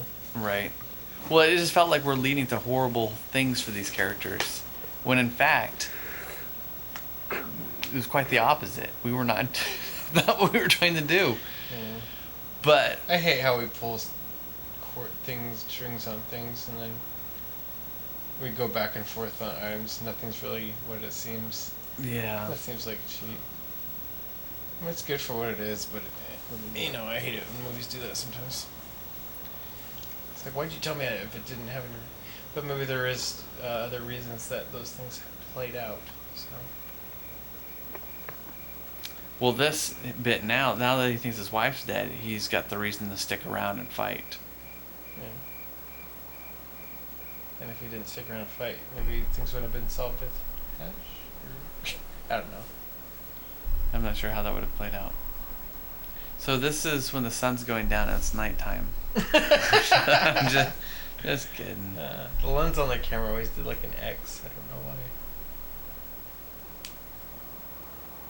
I do like that. It really shows the expanse of the area. Yeah, that him on top of the. I said you should run for the hills. I think of that, so I put that shot in there. That was originally in the trailer at the beginning. That shot. So this shot is about as closest to doing what I would have liked to have really done, which is during the battle I would have loved to add a faraway shot of the whole area. But that effect shot would have been too insane to do because there would have been dead bodies laying everywhere, troopers running around. I wanted shots to establish where everyone was at, but we just couldn't do it. It had just been too hard of an effect. So the next best thing was to, before the battle, have us kind of explain the area. So at least when characters are going to those spots, you kind of have an idea of where that's happening at.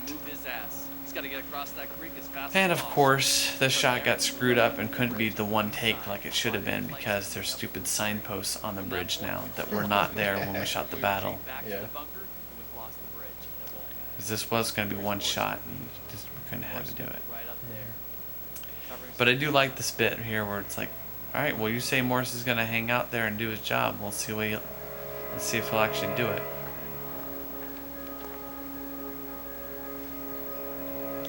I love how it cuts to this right after you say that now. Well, because yeah, I'm telling you that, and you're like, well, Hash is kind of right. We got to make sure Morris is going to be here for the team. So you come here and you have your little talk with Morris.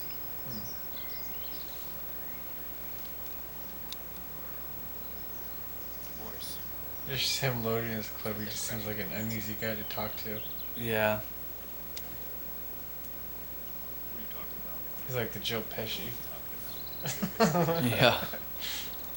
Well, you got to be kind of scared because who knows? He might actually turn and tell Jenks that his wife's dead too. You know we need him. Right now, one less soldier's not going to help you. Trent doesn't care about helping me out. I left him on the battlefield for dead, remember? Trent doesn't expect This was the last Never has. scene shot for the movie. Let me ask you a question. Maybe not the last shot, but the last scene. There came a moment when you had to choose between the two. Yeah. Third party with a really big paycheck. And this is like, What would you choose? this is like 50 feet away from where the property is too. Just walk around. So this scene really kind of connects with the scene where I tell Jenks, you know what? Maybe you should talk to him because I think he might actually listen to you.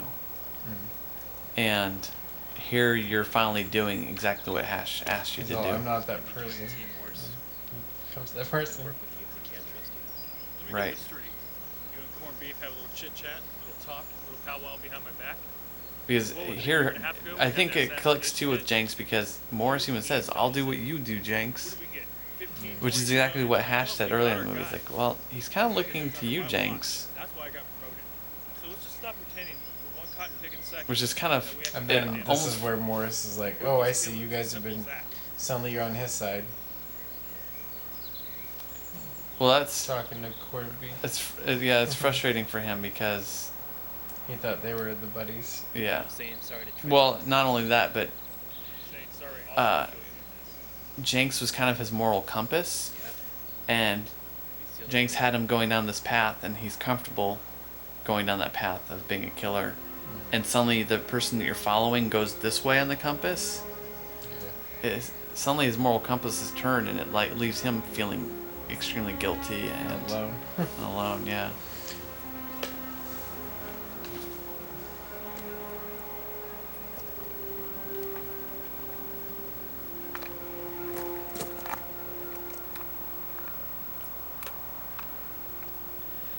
So now we see that Trent has decided to stay and fight because of the news he's heard about his wife. Though when we shot this, I don't think that story ever existed. You're gonna want to leave that on your back. Probably not. Yeah. All your ammo's in there. You're not gonna want to pick it up. So I think that's what I appreciate about the fact that we shot this over such a long period of time. The stories grew. I mean, the conflict between Hash and Morris, that really kind of only existed because we ad-libbed the scene where we fought Just remember in Bend, Oregon. We went down to shoot footage with Josh. We ad-libbed a scene where we fight, and that story just grew from there. And, Yeah, I probably need your help. I think Scott was frustrated on how So I'll do what you playing say. this character because he realized that I'm not it gonna kind of bow down morphed to the you. entire time, and he felt like I lost by, faith. that he didn't get to do a character really because it was always constantly changing, which is understandable to me. Well, that's kind of how I felt with Tash. I didn't know where he was, and it wasn't until the end of the movie that I really finally figured it out. And so those scenes, it's not surprising that I act better because I do get it. Really like this shot. That's a great shot. Also visual effects. Copied. Again, we're trying to set up where these characters are in relation to the bridge, so people know where they're going to have to move back to.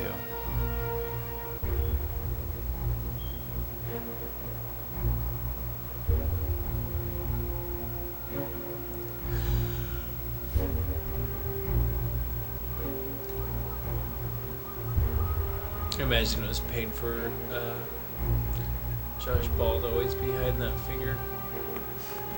I'm sure it probably shows up though. Shot if you're looking for it. So this is the shot we always kind of imagined. I just wanted to see tons of troopers coming down this road, and we got it. It's a great shot, and it really helps. I remember you asking me while we were shooting that battle, like, "Wait, Buzz, how many guys are coming down this? You know, really, seriously, Buzz, how many guys?" And I'm like, "There's like a lot. I don't know, 50." I didn't want to stick to any number because I don't know, but I knew it was gonna be a lot, and I don't know. I wonder how many are actually got on there. Yeah, I'm actually curious. I'm not gonna do it now, but someday I'm gonna have to do a body count. Like, how many guys did they kill? Oh, well, I plan on doing that. Oh, do you? A supercut. What does supercut mean? What do you mean? Basically, it supercuts every guy that gets. Oh, and you'll count it? Yeah. Well, I'm curious. Killed on screen anyway. That'll be a feature on the DVD. Cool. Like they did in Scarface. Well, I know they get a bunch of guys in this first blast with Jenks, and Hash and Trent then throw grenades. You don't need to count it now. I know, I'm just saying that they get a lot of guys in this first blast. For me, I always was worried that too, the audience would be like, wait, how did they survive a whole group of these guys right in the middle of them? I was like, well, a lot of them went down in that first bit. I think a lot of them were disoriented as well. Yeah. That's a great shot too, because that's all duplicated people.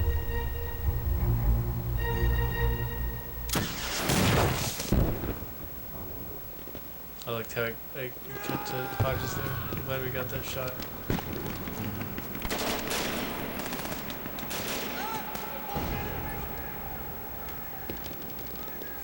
So much smoke in front of that shot. It used to be very clear the guy's head was missing.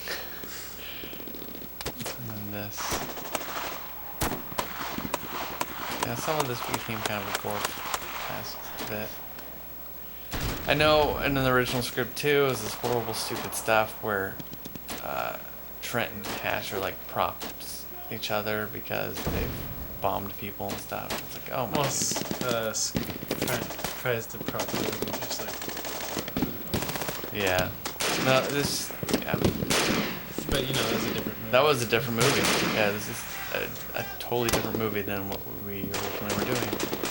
Although Trent probably is excited about killing people right now.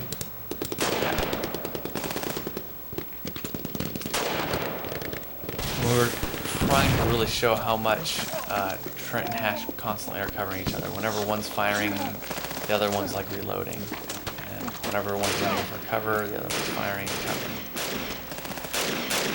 Really trying to set that up.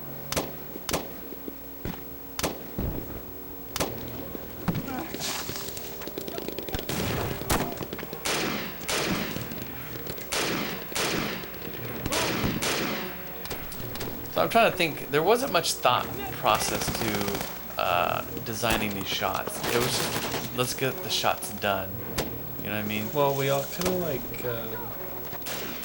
just spent one time just filming each character's path, switching shots, and then it was just a big. I remember look at the dailies, like after we've done the end battle stuff, I'm like, oh, this is a big mess to edit. Yeah. To make sure everything's clear and when who's going where. Well, and again, we're playing all the troopers too, so it's just difficult to But, shoot. yeah, it's also fun to experiment though, to see who I want to see at this time. It's like, well, who's doing after this shot?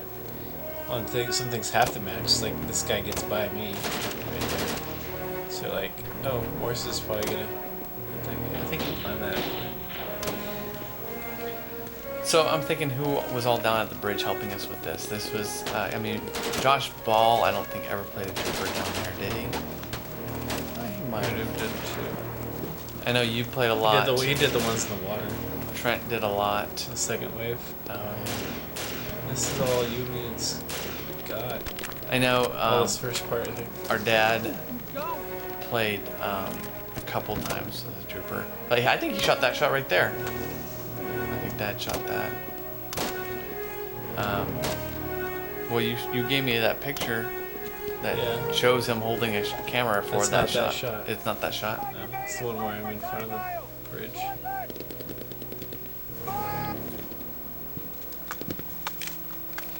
But for the most part, I think it's kind of clear where people are.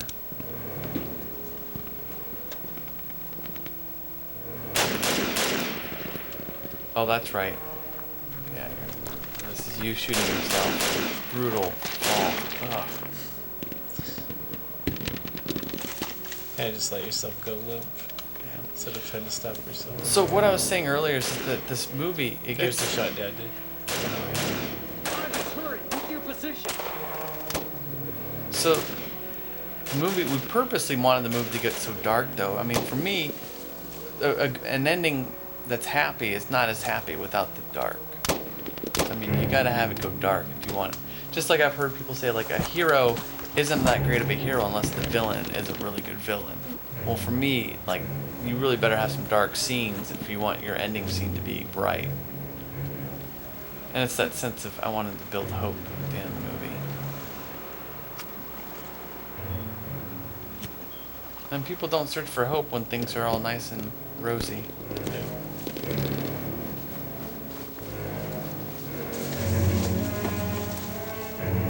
I know we struggled with this bit because we're like, he was just in the water and he's not going to be wet, so we need to have him like take the jacket off so you can't tell that he's not wet anymore. Was it shot at different times? So Morris, he's gotten out of the tree and he is progressively actually working away from the bridge. Now, yeah, our characters are moving back to the bridge, but they were going to stay there and fight. Morris is moving further away. And you kind of almost have to wonder, is he going to ditch them? And that's just another part of the drama there that we were just wanted to put in. Like, is he going to leave or not? Is he going to actually cover these guys in the moments that they need them? Sniper! Sniper!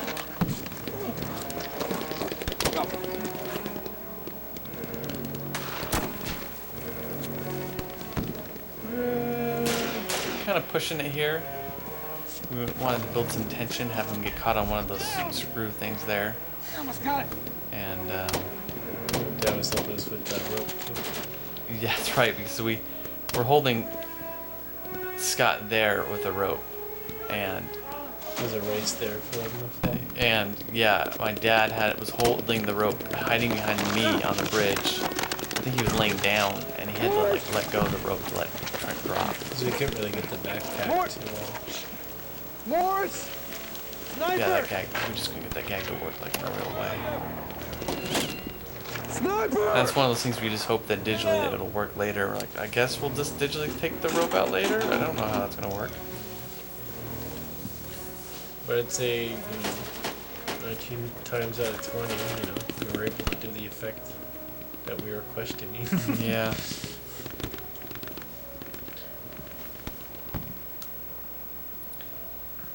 And I know a lot of times I think, wow, I'm just laying on the bridge. Why am I not getting shot up and dead. But I mean, that's why you have Hodges. You cut the Hodges and you see that Hodges has been covering them. Ash, you okay? Well, right now, Trent and Jinx are. And they're doing it as well. I know some of these shots, like when it zooms up, it becomes blurry over on the sides. That's because we were zooming up with a wide angle lens on the camera, and that kind of gave it a cool effect that we liked. Right there. Well, while we were shooting this movie, Dad gave us some special lenses to use for the movie. Whoa, blood squirt. I don't know if I've noticed that before. Wow. And so I know I secretly, well, it was no secret. I kept telling everyone I wanted to do this, but I would have liked it, Chad's character from the beginning of the film to be that sniper in the tree. I just wanted it to be kind of this throwback to the character we knew from before, and he really was wanting to get back at these guys for breaking his leg, and maybe it is him. And maybe it is him. We just don't. You know, maybe in a special edition we'll just we'll show him in the water and pulling the mask off as he dies in the chat. I told you to stay down.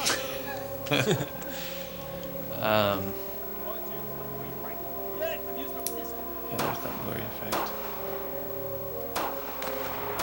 Is that what they're talking about, the 9mm not kicking? Was it not kicking? When Scott fires it, he doesn't kick it back. Looked like it is. Yeah, it slides back. It's a blowback gun. Oh. But he doesn't kick it. Oh! Oh, right.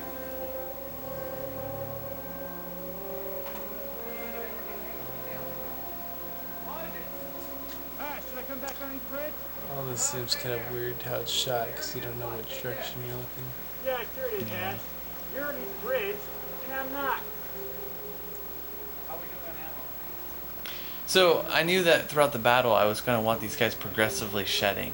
Like, I wanted to see them use their rifles. The idea is that they're progressively running out of stuff. They were going to hold off the bridge as long as they can. I thought you meant our jacket stuff. I was like, Well, I remember we all wanted our jackets off because of how hot it was when we were shooting. Yeah. But the idea is there was clips in the jackets. Yeah. And that they used the clips, the jackets get taken off, they're using up all their ammo, they're switching the pistols. It's getting to the last straw. It was just another way of showing, like, these guys aren't going to be able to defend this bridge forever. And I guess the general idea is they knew how many men were coming down the road. They knew there was a tank at some point would probably be coming down the road.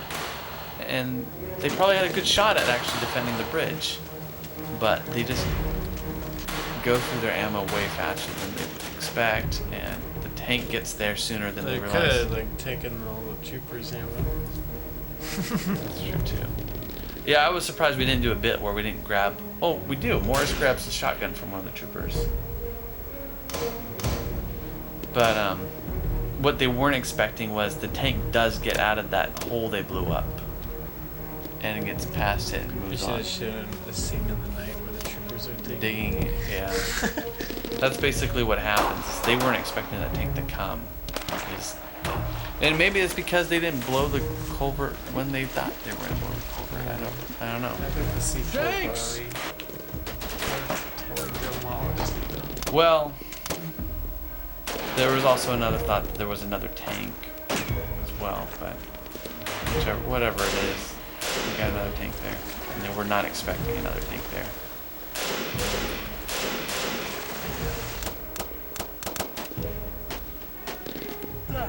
You can see the smoke on the firecracker on his arm. That was a surprising bit. I mean, Jinx getting shot in the kneecap. I mean, it was just we really wanted a personal moment in the fight. All of it has been Those things gunfights. happen too quickly together. Though. I don't like how that edits, but like Hodges is shot and then instantly like Jinx is shot. Getting shot too. But I do like this. I mean, it's so many people were just shooting back and forth, and finally we get an actual little struggle here. Pull a little Die Hard 2 here with an icicle.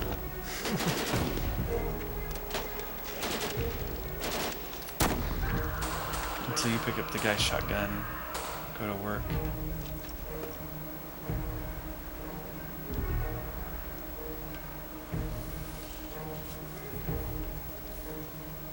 And again, the troopers were getting smarter as the battle went along too, because they first came down the road. That obviously went wrong for them, and so then they start coming around from the side and making it more difficult for these guys to hold down the position. The shotgun blast, I don't know if I've said before, but basically just the one where you see the water splashing. It's like some one of you guys like underneath the bridge just throwing a handful of gravel with the water. Yeah. Just try to act with it. Yeah.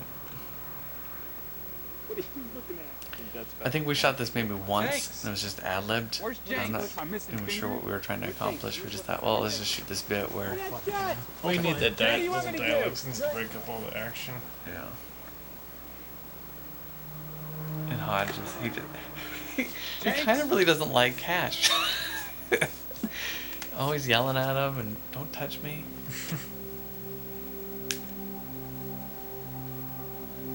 At this point, Jenks is you stealing should the pay movie. attention to see if you see the skull like I do. Okay. Apparently there's a skull in the water. Yeah. Okay, it's the shot here. Look at the white reflection. Okay. Okay, you see it? Oh. Yeah, I do see it. It's weird it forms. Creepy. How good do you think they are at, reattaching fingers? Missing. So, again, on purpose, we'd never have Morris come down and hook up with these guys.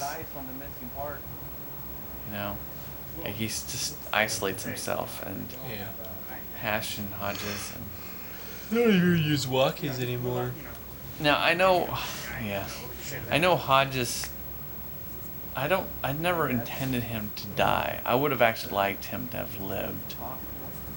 But when we knew that he was going to be leaving soon because he joined the military,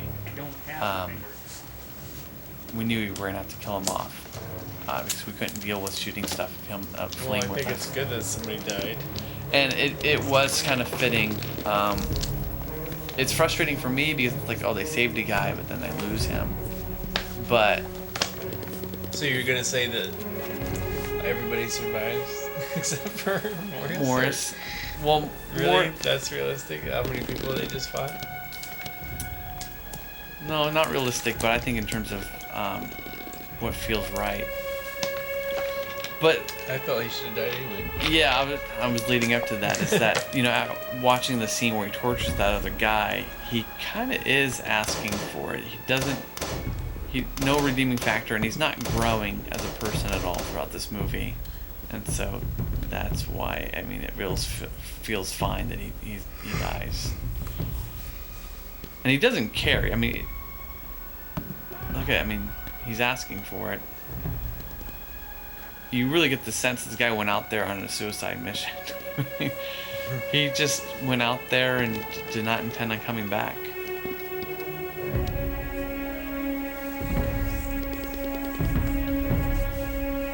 So the troopers came down the stream, and now when they attacked this third time, they were just kind of more sneaky about it. They snuck up the road and just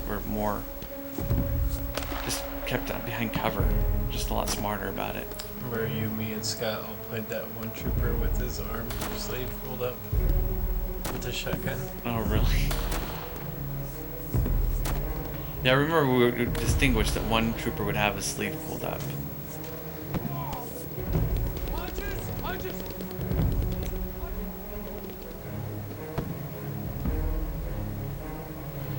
That was our one bit where we probably show a body on the bridge. We just couldn't ever show the whole area because it would be covered in bodies. And yeah, those guys are hiding behind cover up there now too, and I'm just trying to figure out how to deal with them, and that's when Trent throws me a grenade. We were just wanting to do another one of those long tracking shots. Way too often this movie just cuts back and forth, and every so often I just wanted to do a nice long tracking shot. Yeah. It's like white cut when it's not needed. A lot of times we cut the camera because it's the only way we can shoot with 3 people. Yeah. I remember jumping from there. Yeah. Never knew what we were gonna land on. Oh, that's where the best thing started. Yeah. That was just a campfire smoke we were putting the campfire out that morning with water in it, put a billow of smoke out, and we used that smoke as a grenade.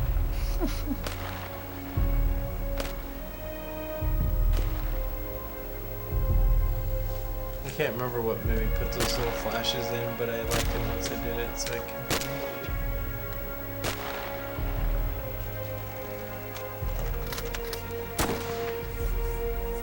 Again, this was a bit where I just felt like it's a smart move. These guys work as a team. He's keeping them pinned down so that Hash can move up and get a clear shot. I mean, I saw a lot of that in Way of the Gun, and I just really wanted to be able to do that in our movie. Very often in movies, you just don't see people being smart about the gunplay. And our characters, even though it got chaotic, they're just being smart about how they cover each other. It was basically Trent assisting. Hey, hey, go, go, go! You know. It's a great bit. Oh, here they just don't expect a tank, and it goes all bad for them. It was hard to really figure out how they would flee this scene, and I didn't realize when we were doing it that we were going to be cutting back and forth with Lewis and Hash, but it kind of helped. I did. Well, I when we first shot the end battle, we didn't know that. We never got that far. Right. The ricochet to Jenks's head was, we were just told recently that it was connecting to what Jenks talking about Bryce earlier with the ricochet to the head. Yeah. Made that connection. Coincidence. Coincidence, yeah. So it could be the last moments for Jenks. And I wanted to build more tension. That's why I wrote Lewis's stuff here, where he's saying that they lost 2 men, and I wanted the audience to be like, wait, what 2 men are they going to lose? Like, we know it's Hodges, but who's the last? I was wanting people to really be concerned about that. So now he's run up. Morris has made the decision he's going to step up and cover these guys. He's run towards the bridge. Again, there's the bridge reference. And here he is putting himself on the line to save the guys as they run down the stream. There's a great little moment here because he doesn't even know what's coming. So Jenks becoming Hash. Yeah, Jenks kind of taking Hash's role from the beginning of the movie. Morris taking Trent's role. And incidentally, Hash taking Morris's role. That's weird. Because so because can understand a little yeah, bit. he'll understand Morris a little bit more now because he's gonna grab Jenks and pull him away.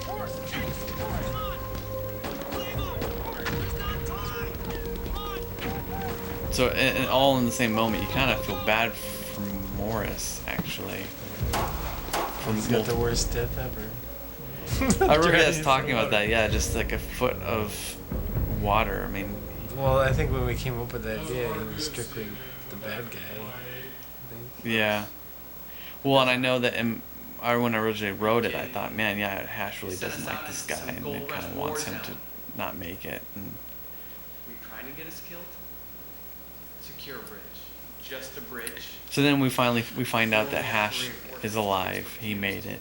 Well, we Morris both know that that's not dies. just a bridge. He Not when you got confronts some random Lewis. guerrilla armies out there wasting resources. And you know, when I for first fire. wrote this Not bit when you get your between own Lewis man and being Hash, taken and questioned about. Lewis actually kind of goes more into what the bridge is 6 months and he was whatnot, in there. and we got rid of 6 a lot of months. that. If you're taking your last This scene was bonus longer, and and spent it on trying to find his I body, wrote it longer, like I suggested, and we just cut a lot of it out because it was like, no, he doesn't need to answer these questions. You're getting emotionally involved here. It does not help I anyone was to answer hoping those they'd brief questions. with you, And and maybe get some useful intel. kind of stick to what's important. What's important is like kind of Trent that's not gonna to happen. Hash and how the team's been treated. So that's what this is all about. So these are basically shot for shot of your storyboards. yeah, I really knew what I wanted to get when I shot this. And I shot these guys are facing off. That's why they're looking at each other like this. That's why it's framed that way. They're facing off with each other.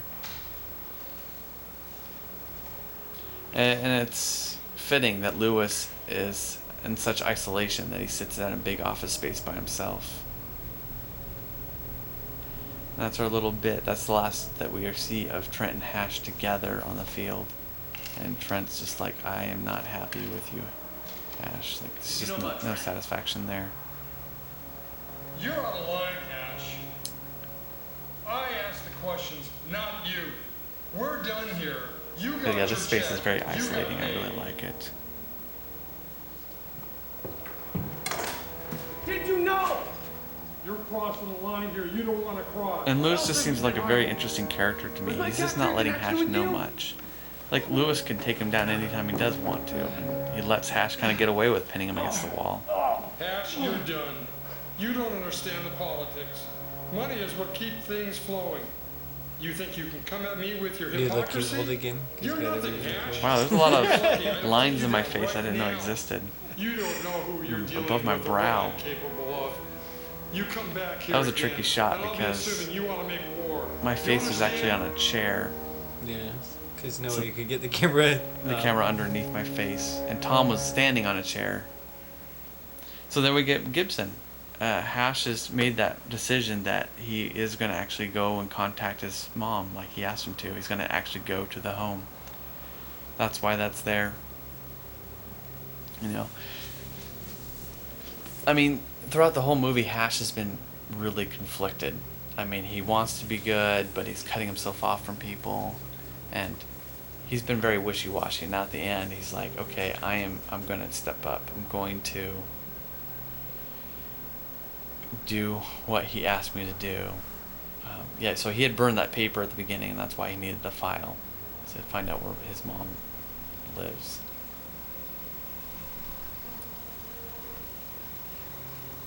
So that's a fitting end for Hash. And then the movie kind of continues on. Like, the movie could end there for Hash, but it fortunately kind of goes further. Unfortunately. And now we have Jenks again. He's really out playing Hash's role out. I mean, he's nice scrubbing just like Hash was. In case you didn't get it before. Just slap you in the face with it. Yeah. Well, we needed a bit with him finding the note. I think it's just great how you came up with this idea that he'd be scrubbing his clothes to find the note. Yeah, and then he flashbacks to being pulled away, but not only that, he's picking up the note.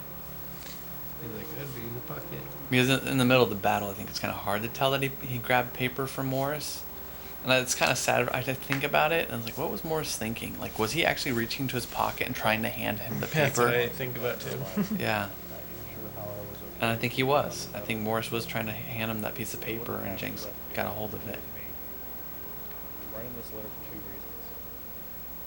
One, I have no idea how to tell you how sorry I am for leaving you. I was scared. Yeah, Morris knew it was coming. Second, I want you to know the truth. And now this scene, where would this take place in the timeline of all of that? It takes place in the time right after they talk about the mission and before they get on the helicopter. Basically, two scenes that are cut together. When he's given the contract. So Tom and Dave are talking. That was before this. And that's before this, and then they're on the helicopter. Money? So why didn't you cut this in between the two? I'm just kidding.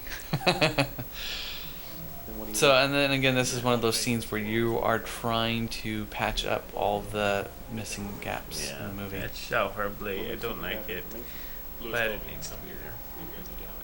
He specifically told me no words. Since you bothered to state that, obviously you have something to share. You've been playing both sides. And I don't know. I mean, I just really hope people get that Morris did die on the field. This is not Revival. a revival. I mean, he I'm died. not here to hear your story. This is a flashback, and it's a flashback through connection of the letter. You don't. And it's never really said what's read in the middle of the letter. Where? But the fact that Morris had this knowledge, I think it's kind of a given. Given that he would have it in the letter. Gives information. Though it would have been nice in the letter you hear Morris saying, "Trent, Jess is alive." But screw you for telling me that now. They're questioning him about the treasure right now. But Trent's not the only one who thought was dead. If he had that big moment, then, well, I don't know. Who the hell would that be? I wanted the flashback to end right when you find out Jess is alive.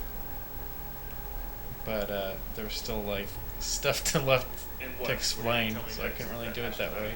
You know, I couldn't write it fluently. It's Why like the hell you, would there was a girl that did this and this, it's funny. and then you have all the stuff that needs explained, and then you can Right. Oh, by the way, that girl was Jess. Dun, dun, dun. And flashback. So again, you got Lewis doing some pretty shady things behind the scenes. They lose Trent.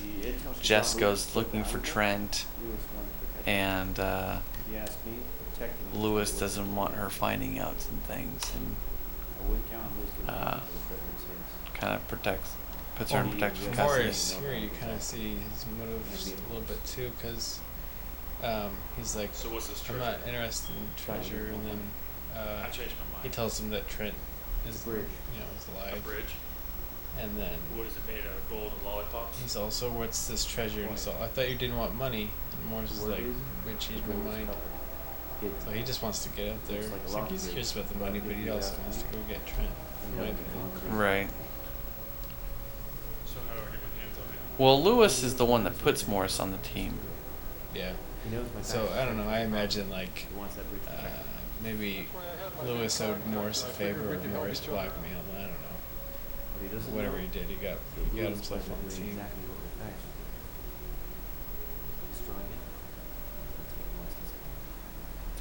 In a lot of ways, it's kind of Morris's movie. When I just think about it, which is really kind of cool to be able to watch a movie and think, oh, this is actually someone else's movie.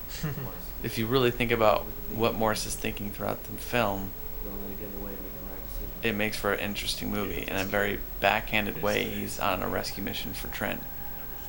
And here Sharp's telling him, like, don't go for Trent. And you should be, after everything you just told me. You and Trent used to be Morris good doesn't friends, kill him, almost but like he brothers. gets what's You let coming him to him. suffer so you can get 2 paychecks instead of 1. Look, Morris. Don't rescue. You and I are Because he'll kill me. Well, it's kind of fitting. Here Sharp's telling him, don't save Trent, and Trent, He's got vengeance in his heart. it's like, oh, well, I'm going to kill you. Yeah. You told Sharp's someone. just like, it's a lost cause. There's, Oh, that's the thing. I wouldn't even say that Sharp's a bad guy. Well, okay, again, they're all kind of bad guys, but in comparison to all the other characters, Sharp is kind of just doing his job. He's supposed to be a plant. He's supposed to be kind of on both sides, and yeah, but then Lewis ends up wanting him killed. Oh, that doesn't make him bad. That makes No. Lewis bad. Yeah, he just knows too much. Yeah, Lewis is like, he's greedy. He can people find this information for me. Oh, thanks for the information. I don't want you knowing it either, though. So Yeah. See ya. Well, when I wrote my letter to Tom Ball to get him to do the movie, I just wrote a huge backstory for his character, kind of giving him motivation. Because again, I almost don't even see Lewis as a bad person. Like, he's got good motivations, but he's accomplishing it with very horrible deeds. And so, again, I mean, I just like all the characters being more complex than just being a bad guy and a good guy. Because that's kind of life, and I want to see characters growing as well. I mean, for me, this is really satisfying to see these characters grow from their spots in their life. And they don't grow to be perfect human beings either. They just improved Yeah. from the spot they were at. Yeah, Hash is like still like. He's clearly like- still violent. Yeah, yeah. He's gonna. That's his answer to everything. Guns. What's this? Jess is alive? Let me get my guns.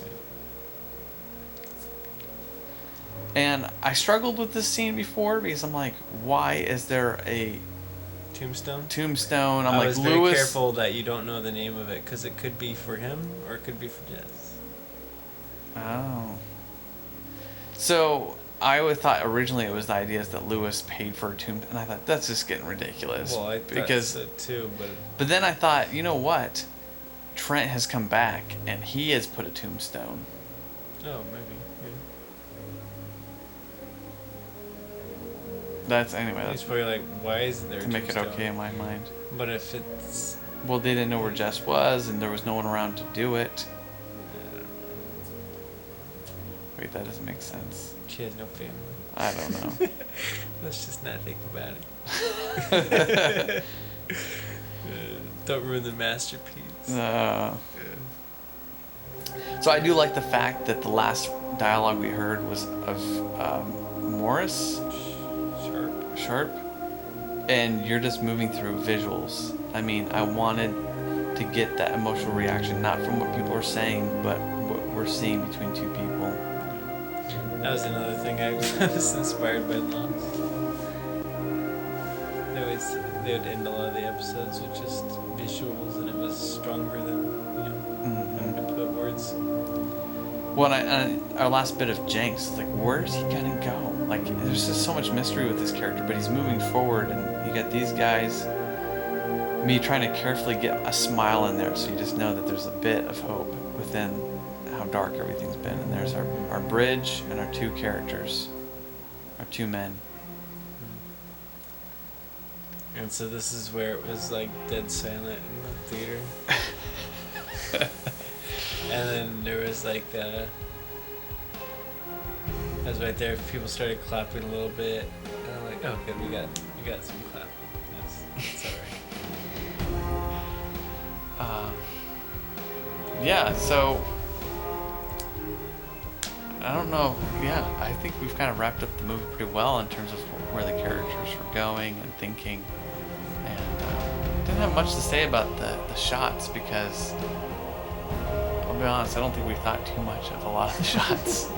I mean, we did, but we were big on how to do certain shots when we were younger, I think.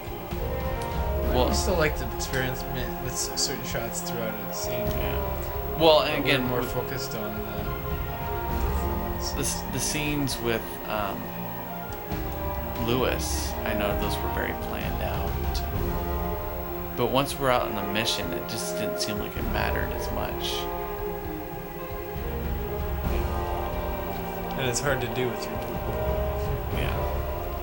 But this is where we got the big applause. Woo!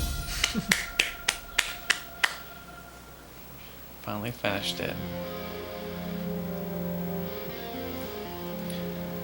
So, I hope people take the time to actually really look at the cast. I know, or just the credits, because I know there's a lot of me and Eric in here, but there's a lot of little people that got in there too, like Scott's wife, your wife, my wife. You know, our dad was in there who helped shoot. He was a trooper as well.